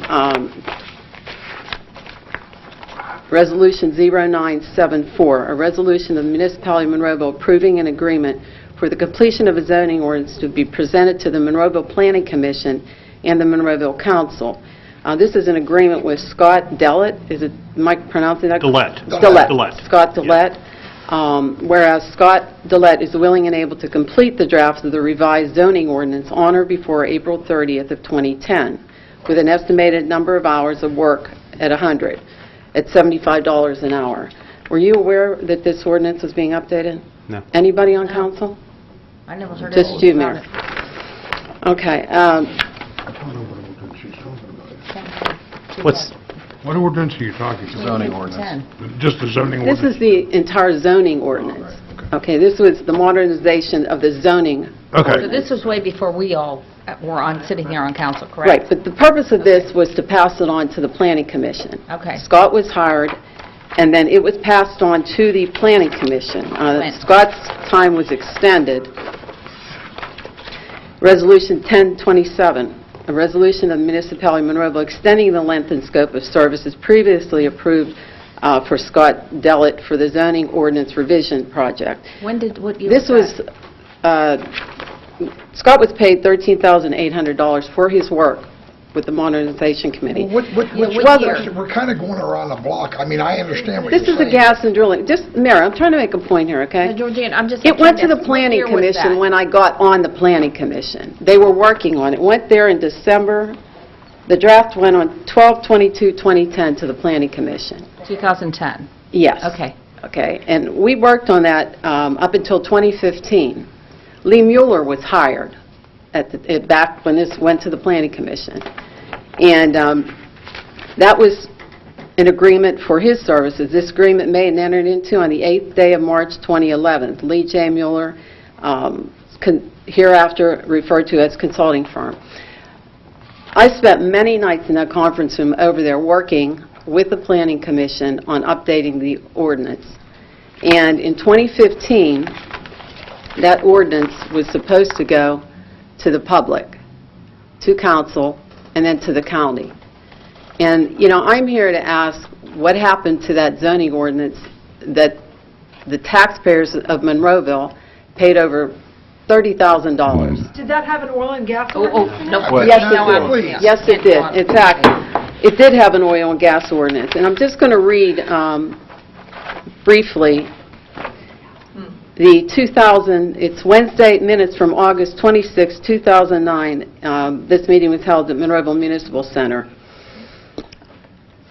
Chelsea reported she will draft new oil and gas regulations, but since the municipality is limited in what we can regulate, the regulations will be few. And since Huntley & Huntley, Penteco, stated they will not assist Chelsea with locations of proposed gas wells, Chelsea stated her primary need is an overlay zoning district map identifying which of the 12,109 lots, existing parcels, in Monroeville would best accommodate shallow oil and gas wells. After reviewing Jamie's July 7, 2009 email and a lengthy discussion thereof, the committee requested Jamie create a map showing 5- and 10-acre parcels with existing gas wells, which would assist the committee to choose the preferred regulated size. Chelsea will also author definitions for the following: mineral and gas. My question is, the 12,009 lots, is that my home? Is that the airport property? What are we talking about here? I'll be honest with you, I don't have a clue what you're talking Well, I'm going to Can I give ask you... a question? Is this for the shallow well drilling that's been done in Monroeville? This That is may for not have shallow, anything to this do is for with our- fracking. I'm going to give you a copy, and this is a Well, schedule. you made the statement that it was shallow wells, so I'm Some of them are shallow wells. I'm thinking that's I'm the going to give existing you a wells. schedule. That ordinance was complete.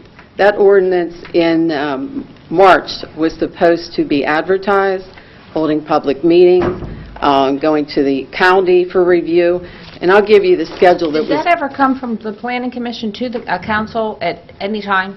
Do you know? No, well, what happened was, we completed it. Yeah, We because I'm completed it, and it was supposed to... Come to, It never came that should have come to this to a council in what year? These are the dates that were given to me and the 15? other members of the Planning Commission. Georgiana, you've been on the planning, so why did it never come from the planning to the council? Pardon me? What stopped it from coming from planning to here? I've asked Mr. Udis repeatedly. Who wrote and I this? brought it up to Mr. Little. Who authored this? That was given by Mr. Mueller and Mr. Schupo to the members of the Planning Commission so that we knew the dates that were going to be picked. And you know, what concerns me also is, right now, drilling is permitted in any zoning district. Is that correct? I believe that is the case. Yeah, it is. It is. And when you were working, Mr. Ratcher, on this modernization committee, zoning was in the minutes here. It states that zoning was only going to be allowed in landfill, M1 and M2. Correct. In the ordinance that we worked on with Mr. Mueller, it was only going to be in M2 industrial and landfill. Yes. My concern is, and like I said, I've asked Mr. Hughes, I've asked Mr. Little, what happened to the zoning ordinance that you spent over $30,000 in taxpayer money? And where is it? Well, I'll answer your question right now to the best of my ability, okay? This started before my time in Monroeville, before 2010, okay? And the zoning ordinance is a very cumbersome process, as you well know. Mr. Dillette at that time was a W-2 employee, and then in 2010, there was a downsizing, hence the reason why I am here, where there's 10 employees that took an early retirement, and then at that time, Mr. Dillette went to be a 1099 employee. All right, so he was only working part-time. He and I met on several occasions. My first 9 months, I'm guessing, 9 months I was here. Mr. Dillette took a job in Gettysburg, Pennsylvania as their planner. He left. Mr. Schufo was still our zoning officer. Mr. Dillette was hired as a special consultant, and he was working on it as a W-2 employee. He left, and then nothing was done because there just wasn't any time. Now, what you have given to me and you've given the council, the heading on this is a schedule of approval process for the draft zoning ordinance. Now, I'm looking at the dates, and this is what Lee put together, Lee Mueller. All right, and I remember Lee, because I hired Lee, and Mark and Schufo. council approved his hiring back in 2011. And my assumption here is that these are dates that Lee was proposing that this would get done. But because of people power, manpower, in the engineering and planning department, it didn't get done because nobody had the time to address the whole zoning ordinance and work with the planning commission on it as Lee started in 2011, because I attended the meetings in 2011, just not the planning commission meetings, but just working in that back room on the zoning ordinance. Then it got picked up again. I wasn't here in 2012 and 2013. So I don't know what occurred then. Then, when I come back, we had Mr. Schufo decided to retire, and then we hired another planner who did not meet the requirements for the residency. He left, and now we've hired Mr. Wilden. So that's a basic synopsis over the last 9 years. Well, all I know is that according to our last meeting working on the zoning ordinance, this was ready. There were just typographical corrections that had to be made. And it was, I remember specifically Mr. Schufo saying, look at the dates, and this was for all the members who were on When did he the say planning that, commission. though? What year did he say that? It would have been 2015. But this has been sitting for 2 years. I'm asking, where is it? I'm Well, saying, there's why nothing- waste I- $30,000? You need to drop back accounts You on spent it. $30,000 So on it still has to taxpayer be in money. the planning's hands because we've never seen it.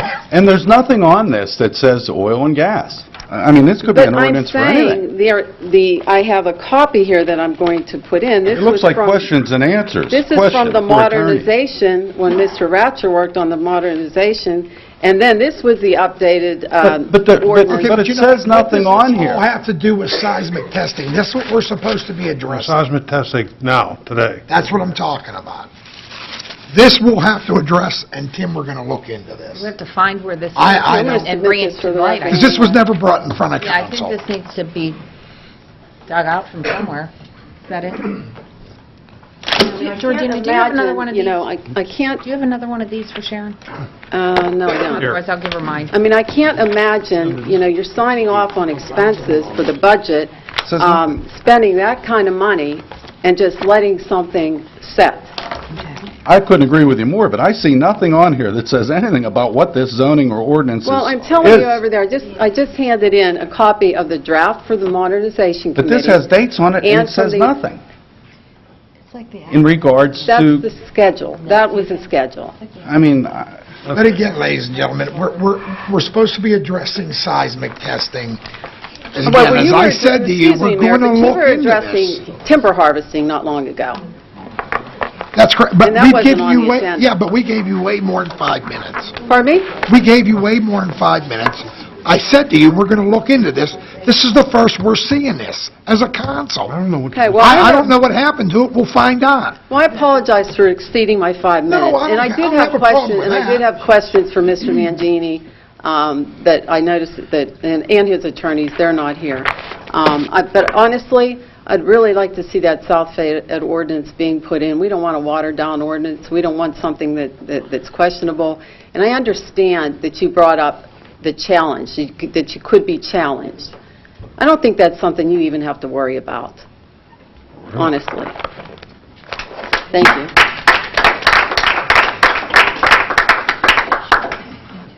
Again, somebody else would like to address council? Oh, come on. Tom, you just came up. What would you, something different? Yes. And I'm not sure it's really an agenda item. So are you going to go on to public comments, or can I add? Oh, at the very end, we'll have open for any comments from the audience. I mean, it is related in a way that I wanted to talk about the ordinance that is currently controlling the oil and gas drilling. But I can wait till... Well, yeah, because we'll have more comment at the end. Once again, ladies and gentlemen, anybody else? Seeing none, we're going to go to close that portion of the meeting. Approval of minutes. And council, if you'll look at the approval of the minutes of Citizens Night meeting of July 11th, 2017, and the regular council meeting of July 11th, 2017. So moved. Second. Questions or comments? Roll call, Sharon, please. Mr. Wilson? Aye. Mr. Duncan? Aye. Mr. Caleri? Aye.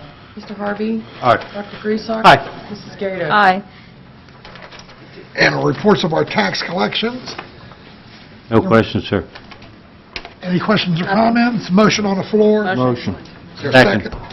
Roll call, Sharon, please. Excuse me. Mrs. Gato? Aye. Dr. Griesach? Aye. Mr. Harvey? Aye. Mr. Caleri? Aye. Mr. Duncan? Aye. Mr. Wilson? Aye. Payroll report. Any questions or comments? Nothing. Motion on the floor. Motion. Second. Roll call, Sharon, please. Mr. Wilson? Aye. Mr. Duncan? Aye. Mr. Caleri? Aye. Mr. Harvey? Aye. Dr. Griesach? Aye. Mrs. Gatos? Aye.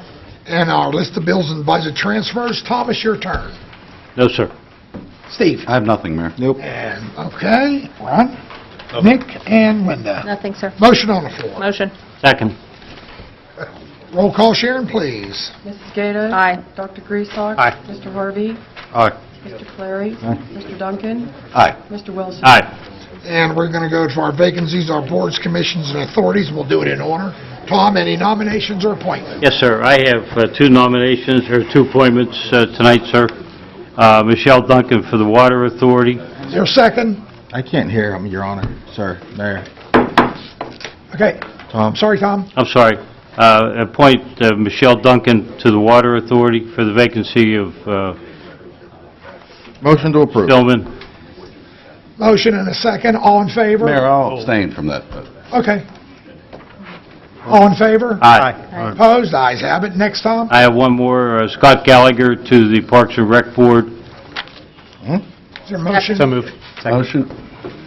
Is there a second? All in favor? Aye. Opposed? Ayes have it. Steve? I have nothing. Sir? No, sir. Sir? It's called Greg, Your Honor. And ma'am? Nothing, sir. Just came out. Moving over to the old business. Tim, if you would. Okay, the first item under old business is an applicant, James A. Rutter, is requesting rezoning of properties totaling 31.852 acres from the S Conservancy to C2 Business Commercial. The parcels are located at 4917 Old William Penn Highway, known as Allegheny Lot and Block numbers 1244 F365 and 1244 C287, and are owned by James and Janet Rutter. This would have been a public hearing last week on Thursday, but however, the applicant has requested the withdrawal of this application. Motion on the floor. Motion. Second. Any questions or comments, council? Roll call, Sharon, please. Mr. Wilson? Aye. Mr. Duncan? Aye. Mr. Caleri? Aye. Mr. Harvey? Aye. Dr. Griesach? Aye. Mrs. Gato? Aye. Mr. Little. Okay, B, motions. First motion is a motion to authorize to advertise an ordinance regulating geophysical seismic testing activities. Motion on the floor. Motion to approve. Second. Second. Yeah. Questions or comments? Roll call, Sharon, please. Mrs. Gato? Aye. Dr. Griesach? Aye. Mr. Harvey? Aye. Mr. Caleri? Aye. Mr. Duncan? Aye. Mr. Wilson? Aye. Okay, second is a motion to deny the request from Geokinetics for permission to conduct a seismographic survey, including the right of ingress and egress across the lands owned by the municipality of Monroeville. Motion to approve. Second. Questions or comments, council? The vote is to approve the denial. Correct. To approve the denial. That is correct. Roll So call, we're Sharon, denying please. it. If I approve. You vote in the affirmative, yes. Thank you. I have some issues. Wilson? Everybody good? Yeah, I am not. Okay. I'm sorry, go ahead. Mr. Wilson? Aye to deny. Mr. Duncan? Aye. Mr. Caleri? Aye. Mr. Harvey? Aye. Dr. Griesach? Aye. Mrs. Gato? Aye. And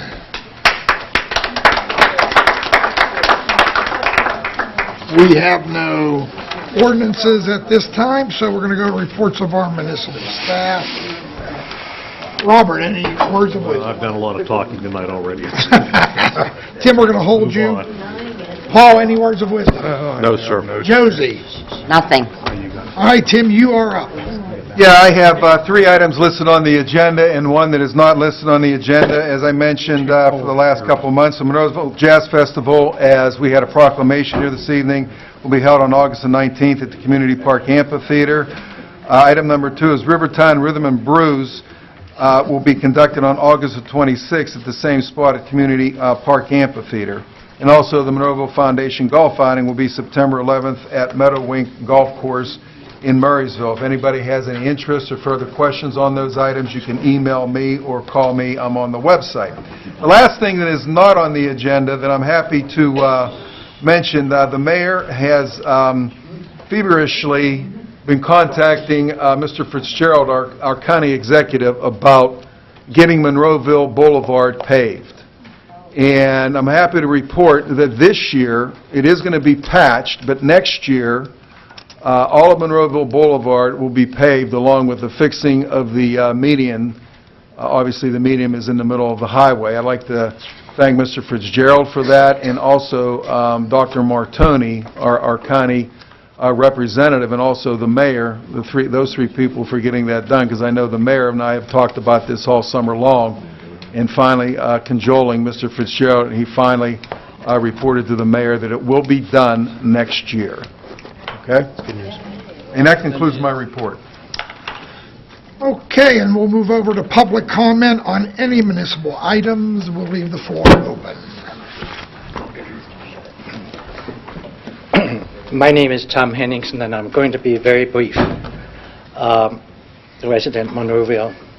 I wanted to draw your attention to Ordinance 2437, which is the gas and oil drilling ordinance. One of the striking things when you look at that ordinance is that it allows for oil and gas drilling in any zoning district in Monroeville, and I think it's important that people recognize that.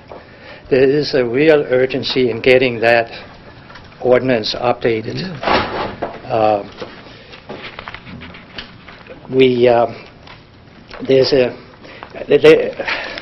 You saw some picture. This ordinance is clearly written for the conventional wells. And you saw some pictures earlier. A conventional well is typically a few pipes sticking out of the ground with some gauges on it and maybe a few 100-gallon tank for collecting condensate. They can be incorporated into the terrain. But this ordinance here would also allow Marcellus drill pad to be installed, and that can cover 7 acres. And that is really an industrial operation involving all kinds of machinery, water retention tanks, and so on. And that's why I'm saying that along with this seismic ordinance, you really urgently need to consider this ordinance. And that's really... We are going to do that. I'm sorry. We do intend to do that. I'm already on... Yeah, I heard you say it. Yeah. But because that was written at a time when the municipality's planning code said you had to provide it everywhere. Right. And it's circa 2007 is what it is. One of the reasons I'm bringing it up is that Huntley made the presentation on Thursday that there are no places that are adequate for installing pads in Monroeville. But I would like to make you aware that there's and one of the reasons he said was because there's no place to put the gas. But I would like to make you aware that there's an extensive gas system located in the northern part of Monroeville involving 8-inch, 6-inch, and 4-inch pipes. And it runs across the airport property, which is currently up for sale. It touches onto the Maplecrest Golf Course, which is also up for sale. You could put pads in there. It runs into Glenwood Park. These gas lines serves Garden City, Willow Hedge, part of Logan's Ferry Road, Ridgeview Estates. The 4-inch line goes down that way, and into Plum Borough, where it covers the Edgemead community and disappears in the direction of Salzburg Road. It covers a huge area, And I could see it as being a very attractive area to supply the gas into that. And that's why I'm saying that there really is an urgency to put this in place, and I appreciate your comments. If you could state your name again, sir. Well, again, my name is David Mintz, and I just had one clarification I'd like to find out from council that I think for myself, everybody in the room, and everybody watching on TV. Motion number 2, the motion to deny the request from GeoKinetics for permission to conduct a seismograph survey, including the right of ingress and egress across the lands owned by the municipality of Monroeville. Now, we just talked about advertising the ordinance regulating the testing activities of geophysical and seismic testing.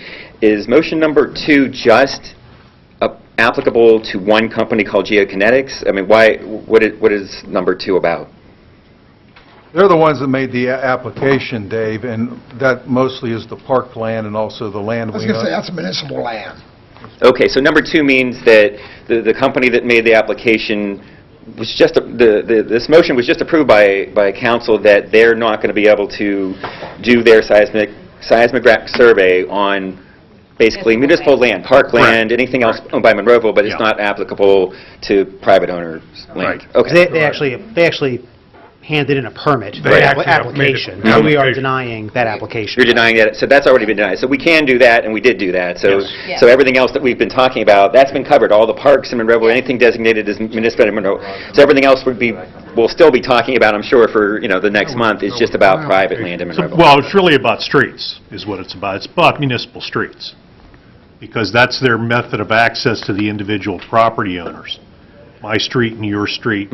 So that ordinance regulates what they can do on our streets. With the trucks that do the Correct. testing, but what about where you bore the hole down and put in? That's not in the street. That's in like somebody's yard. Yeah, right. That's a separate issue. That's a separate issue to be dealt with in the oil and gas ordinance. So that's not in the that's not in the ordinance we've been talking about tonight. No, but Okay. the only thing I would point out is the municipality currently has no applications for anybody to do that. And there is a process they would have to go through if they came in here.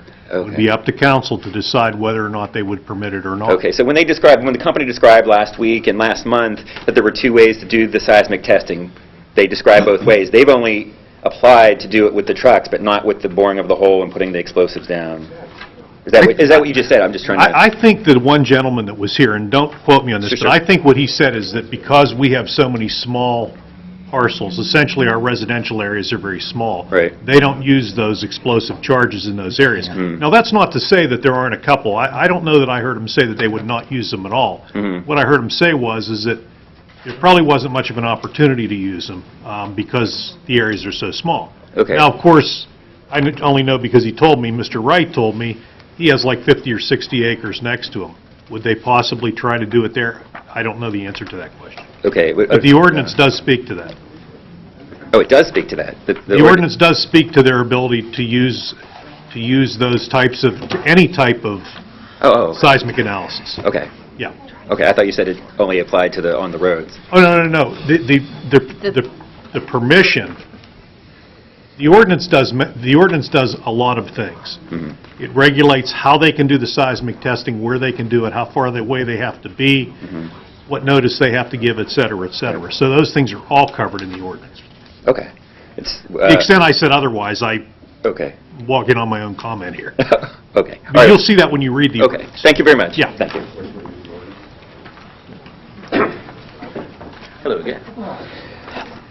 This is just a very quick question. My name is Mike Bear again. I live on Ridgeview Drive, and you talking about the roads made me think of this.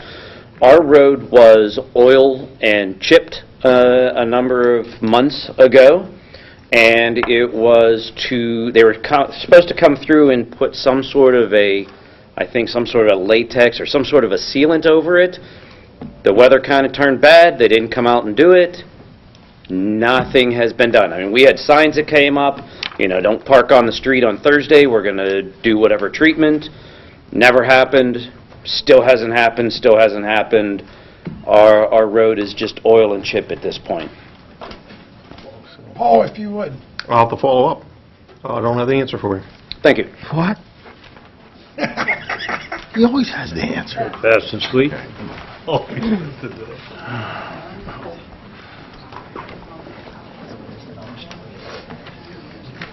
Hi, my name's Stanley Beck. I'm a resident of Monroeville. And I know we're not going to see this ordinance, is it till tomorrow? Is that going to, it'll be posted? You hand it after the meeting.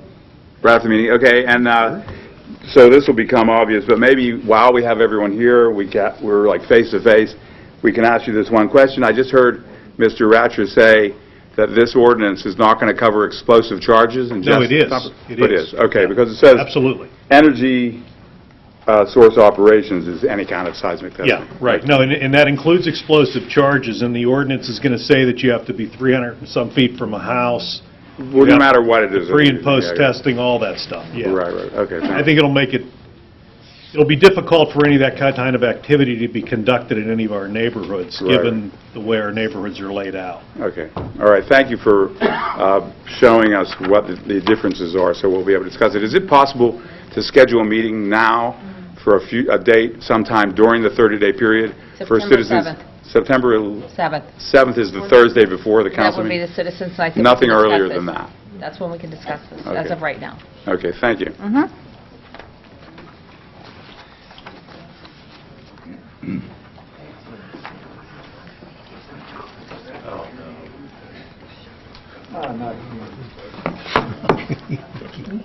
Chad Stubenbort, resident of Monroeville.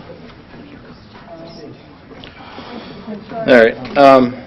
Just wanted to address, last week I was up here and I had asked questions about the MS4 and about the fees. And I rewatched the video. I was actually surprised that when I said proposed, I got quite a reaction from just about everyone up here on council, including yourself, Mr. Little, as the manager. Where I got that wording from, actually verbatim, are you familiar with the letter you sent to the 20 largest stakeholders, Mr. Little? Continue. Yeah, I'm familiar with it. yeah. Familiar, okay. It is titled, Proposed Monroeville Pollution Control and Flood Reduction Fee.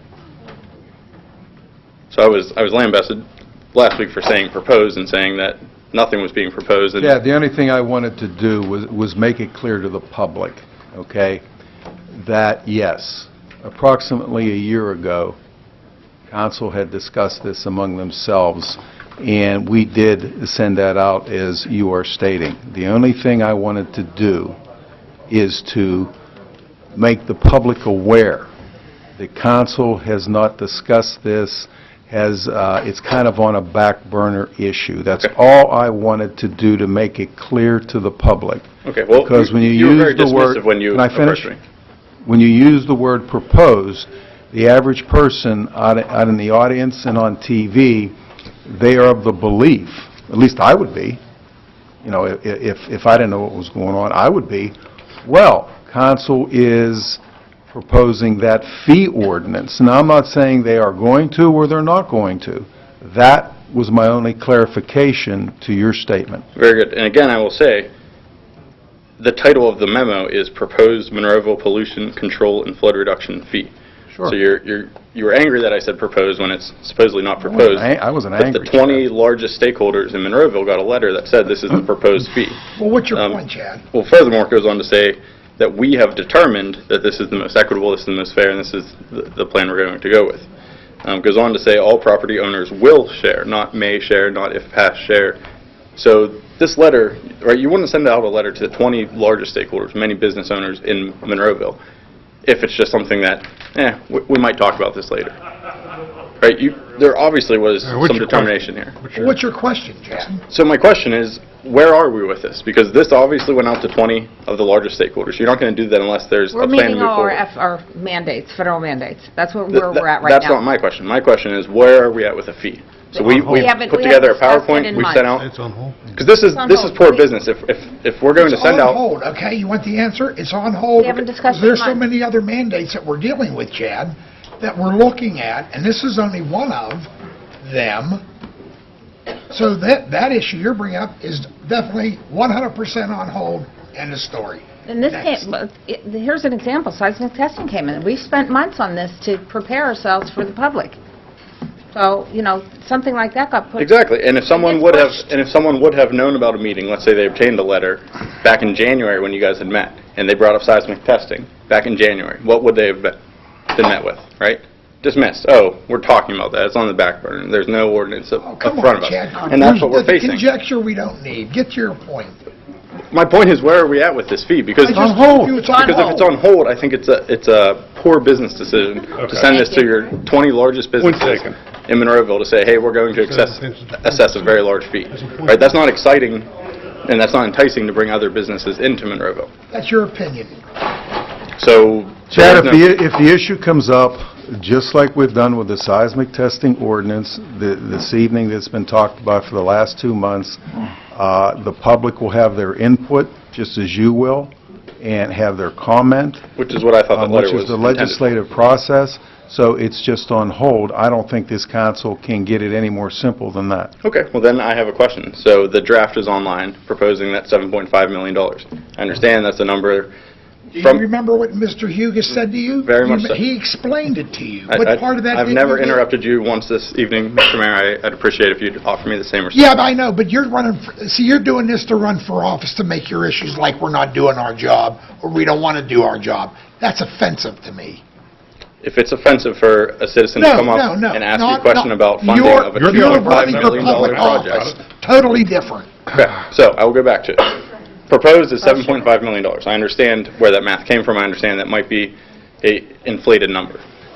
Let's say it's a third of that, similar to that $2.5 million presented in 2016. How will the council meet those requirements? We haven't gotten that far. Hey, Chad, we put that on hold. We have not gotten that far. Move on. On hold. What do you understand about that? I understand that we have to apply for another permit. That's good for 5 years, and it's saying $7.5 million. That's the law. We're following what the law stating. So no plan on how to fund it. At this point, we're inundated with mandates from the federal government. So there's no plan on how to fund It is it. on hold. We will get to it when it's time. Very good. Appreciate it. Thank you. I apologize, ladies and gentlemen, for getting a little upset, but I just don't like when people are running for office up here, that's all. Anybody else would like to address council? Come on down. Yes. Dave Morse, I'm a resident of Monroeville.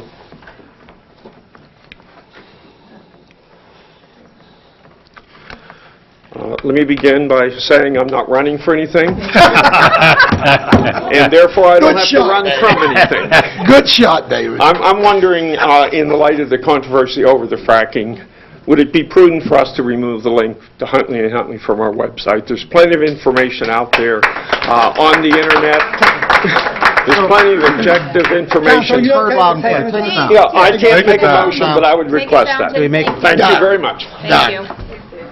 Anybody else like to address council?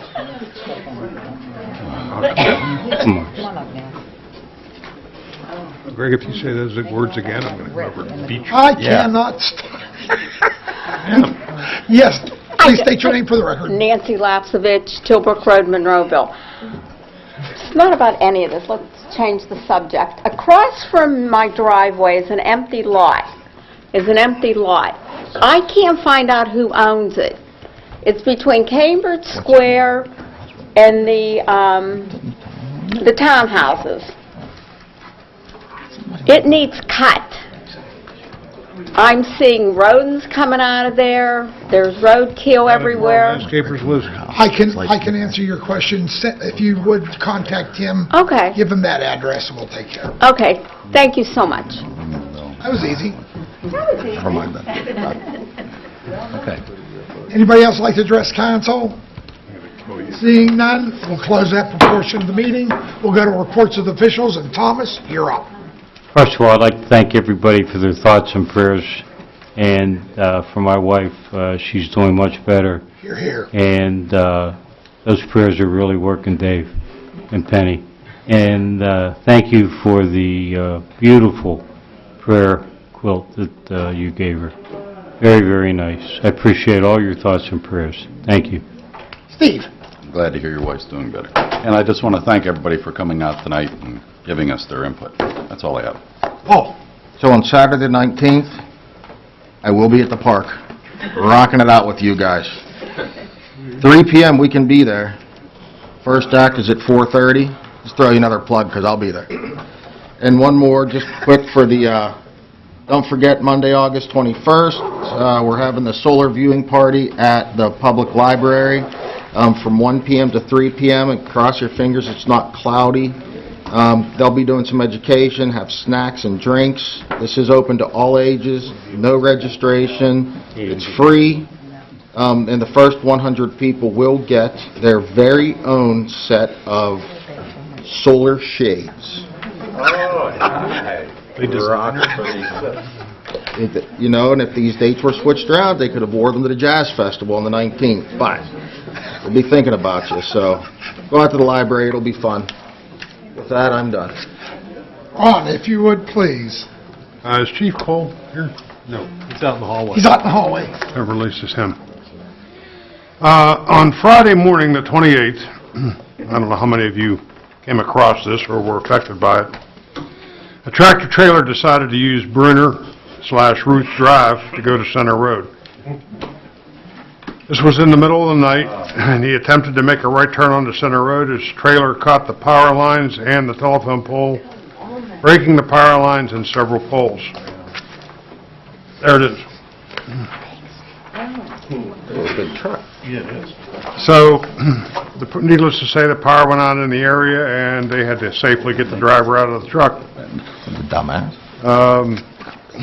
Duquesne Light was called, and the police department, and they had to close Center Road, Ruth Drive, Franklin Heights, and the other end of Center Road. I don't think I have to say why. That happened at 3:32 a.m.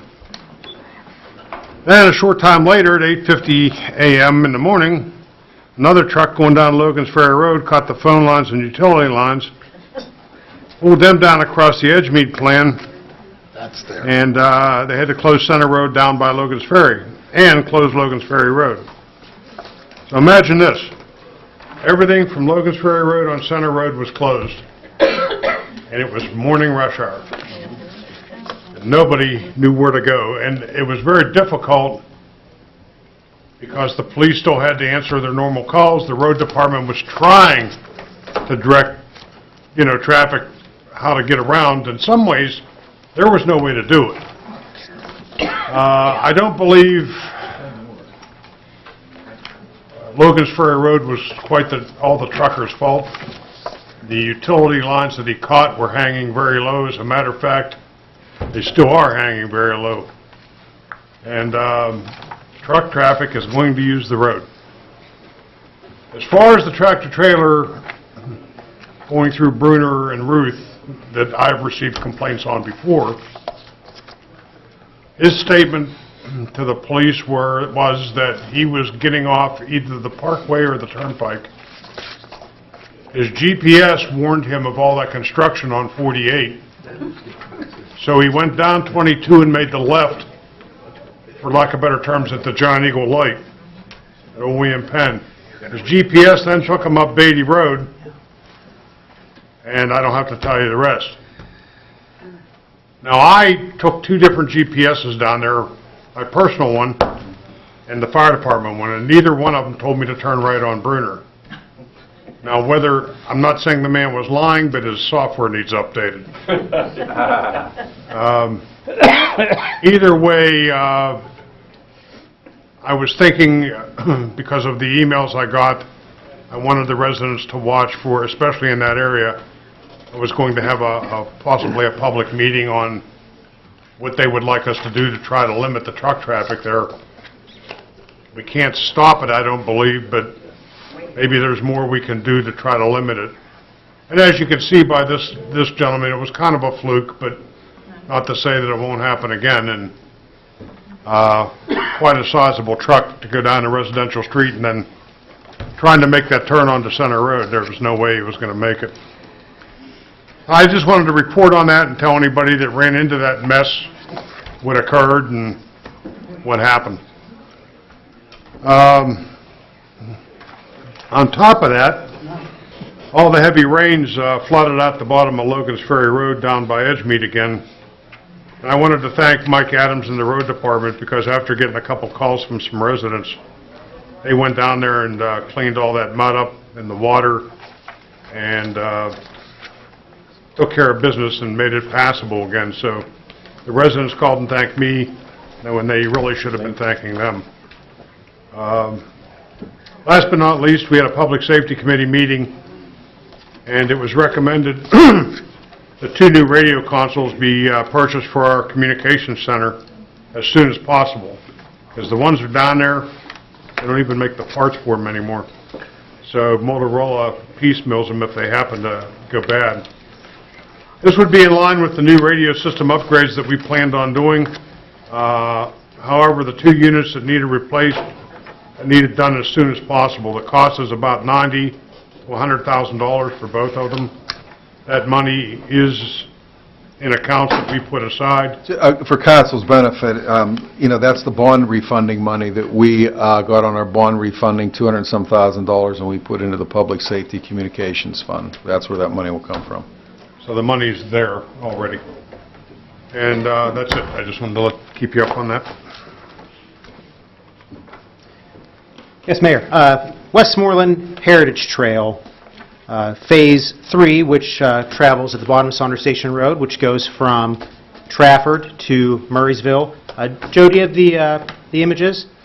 So this is Saunders Station Road, so this is as if you were standing on the trail looking up the hill. Same thing, you're looking up the hill. So if you go up that hill and make a right, that's Avers Creek Road. So they have placed some, I guess we'll call them rumble strips to slow down the traffic, which actually is pretty interesting. When I first drove over it, I thought they actually gouged out the road, where actually they like placed either concrete or a strip of asphalt, which I'm going to have Mr. Little talk to Mike Adams about what they did there, because that might be something we could apply to some of our other roads where we're having some problems with speeding, maybe at crosswalks near parks. Certainly up the hill at the Saunders Station crosswalk to Heritage Park is definitely a site where people speed. But at any rate, so Joe, you can skip on there. So we have the rumble strips coming in. This is the parking lot that they are pretty much finished. They still have to finish up some of the drains and paint some of the lines. Next picture there. I'm sorry, can I get in on you? Yeah, no, please. Just so I know how to answer the question, I got a couple questions because there's close signs at the beginning of the trail. Are Yes. people not allowed to walk on them right now? Well, here's the thing. This is an image of the trail right now. This is pretty much how the trail looks from Trafford to Murraysville. It's wide enough to get an ambulance down there. That's, public safety is always an issue. But the trail has been closed almost to the extent where, almost for the contractors to kind of cover themselves. It was more of you're walking at your own risk. So it was open for the public. Now, what interesting to your question happened was there are 4 bridges along this trail. 2 of them are small, and then there's 2 very larger ones that do not have sides. They never had sides whenever they were railroad tracks, and they're going to put railings up. Somebody complained while they were doing this construction that the railings weren't up to KDKA, I believe. So now they actually, in the interim, have actually closed down those bridges. So right now, no, you can only go to the bridges and that's it. However, they're hoping to have this done within the next 2 weeks, to have those railings up. Before it was, walk on your own risk all the way down. I've done both directions as we're, that stretch. But in the next 2 weeks, they'll have that railing up and everything will be opened for this Phase 3. So it's 6 miles. It goes from the Trafford BY Park through Monroeville, 6 miles, and it ends in Murraysville. At the end of next year, it ties into Duff Park there in Murraysville. At the end of next year, Phase 4 will go from Duff Park up to Salzburg. Now this image here, this is actually, the last image was of the trail. This is as if you're on the trail and you're getting ready to cross Saunders Station Road. So what they did was they made the trail actually look like a road to alert people on their bikes and people walking and jogging to kind of realize, hey, there's a road, there's a crossing here, this is an intersection coming up, which I think was pretty smart. I had nothing to do with it, but somebody had a great idea to do that. So they're really trying to work on the safety there with the rumble strips, putting this roadway-looking trail at the trailheads of both directions. And it's really just a wonderful amenity for this community. When it's all said and done, it's going to be 26 miles from Salzburg to Trafford. Then we need 4 more miles to go from Trafford to the Great Allegheny Passage. So, and there are groups that are actively working on this, and that would just be phenomenal for this area. So we are... lot of people are involved with this. We're going to be having a ribbon cutting grand opening, probably in September, once everything is polished up. And thanks to Mr. Restock for the images there, and him and I were talking about the grand opening. He had an idea to do that maybe in September, like a ribbon cutting, an informal thing. So we'll be talking about this more as we get to the September meeting. But these are the types of amenities and aspects of Monroeville we should be celebrating and preserving, and I think that's what a lot of you residents have been discussing. And I wholeheartedly agree with this, and I'm confident that this council feels the same way. We all live here. We are all residents here.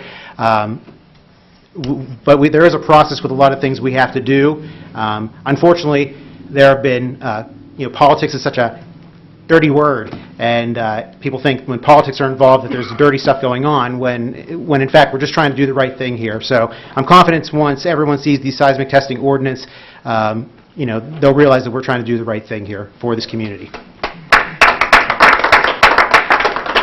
To celebrate some more things in our town, mentioned a few times, the Jazz Festival, August 19th. We actually have a pretty busy amphitheater schedule coming up. So Jazz Festival is August 19th. That's on a Saturday. The next day is August 20th, Sunday, which is our Monroeville Summer Concert Series. That is 8th Street Rocks. They are an energizing local rock and blues band. They always do a great job. They'll be there 6:30 to 8:30 p.m. That's the Monroeville Concert Series, presented by Monroeville and sponsored by UPMC East. And then the following week, as was mentioned, the 26th is Rivertown Rhythm and Brews. So a lot of great community events coming up here at one of our parks. And we'll stay on the Parks and Recreation. Our fall brochure is out. You probably received it in the mail today. If you didn't, it'll be probably there in the next couple of days. One of the programs we are working on is Pittsburgh Flag Football through Monroeville Recreation Department. It's a 5 to 15-year-old co-ed league. It's a lot of fun. 8 weeks. It's through NFL Play 60, NFL Flag. All the kids get NFL jerseys. It's just a really great program, so I'd encourage anyone in that age group that's maybe interested in football, non-contact football. This is a great program that we're trying to bring to Monroeville. It's already up and running in a couple different communities, so that is, look for that in the program guide. You can also find registration information at Pittsburgh Flag Football, so it's pghflagfootball.com, but if you Google Pittsburgh Flag Football, you'll find the website. But then please look for that in our program guide. And then lastly, a very happy birthday to my wife, Tara, whose birthday is next week. That's all I have for this evening, Mayor. Linda. I'll be quick. First, I'd like to show the flyer, if I could, that's in the center. This is a fundraiser for our Monroeville Senior Center, which is, I think, a very good thing to benefit. If you're going to go out, try the Blaze Pizza, which is on 22. It's on a Thursday, August 17th. If you go between 4:30 and 7:30 and you show the flyer, even a picture of it on your phone, they'll donate 20% to the Monroeville Senior Center, and they use the funds to help a lot of people in our area, and they provide wonderful services for our people. Just as importantly, I need to wish my parents happy anniversary tomorrow. It'll be 59 years for them, and so yay to them for putting up with each other, and I love you. That's terrible. Well, they do. Who knows? If anyone knows them, they know that. Oh, I know that. Thank you, Mr. Serafini. But happy anniversary, Mom and Dad. I love you. That's all I have, Mayor. I forgot one thing. I just wanted to tell anybody that this applied to, the property tax rent rebate for seniors has been extended in the state of Pennsylvania. The normal deadline was June 30th. It's been extended to December 31st. The rebate program benefits eligible Pennsylvanians age 65 and older, widows, widowers age 50 and older, and people with disabilities age 18 and older. We did it for my The income limit is $35,000 a year for homeowners and $15,000 annually for renters, and counting half your Social Security income is excluded. And the state has budgeted $6.5 million billion dollars. Anyway, there is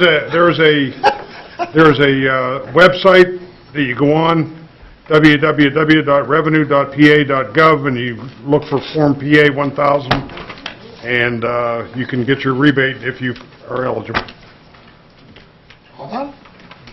just to follow up what Ron said, sometimes, some of the folks, my mother-in-law, God rest her soul, would get like $500, sometimes a little bit more, so it's definitely worth for anybody eligible to apply for that. By the way, all that money came from the lottery. That's correct. And the games of chance. Thank you all for coming out. I think we certainly heard, and I think, Nick, you were very eloquent on the thoughts of council on this issue before us, that Tim will be passing out here very shortly the ordinance, or that's going to be posted for 30 days. And I know before September, our kids will be back in school, so please drive safely. If you would. And with that, motion to adjourn. Motion. Second. All in favor? Aye. Thank you and good night.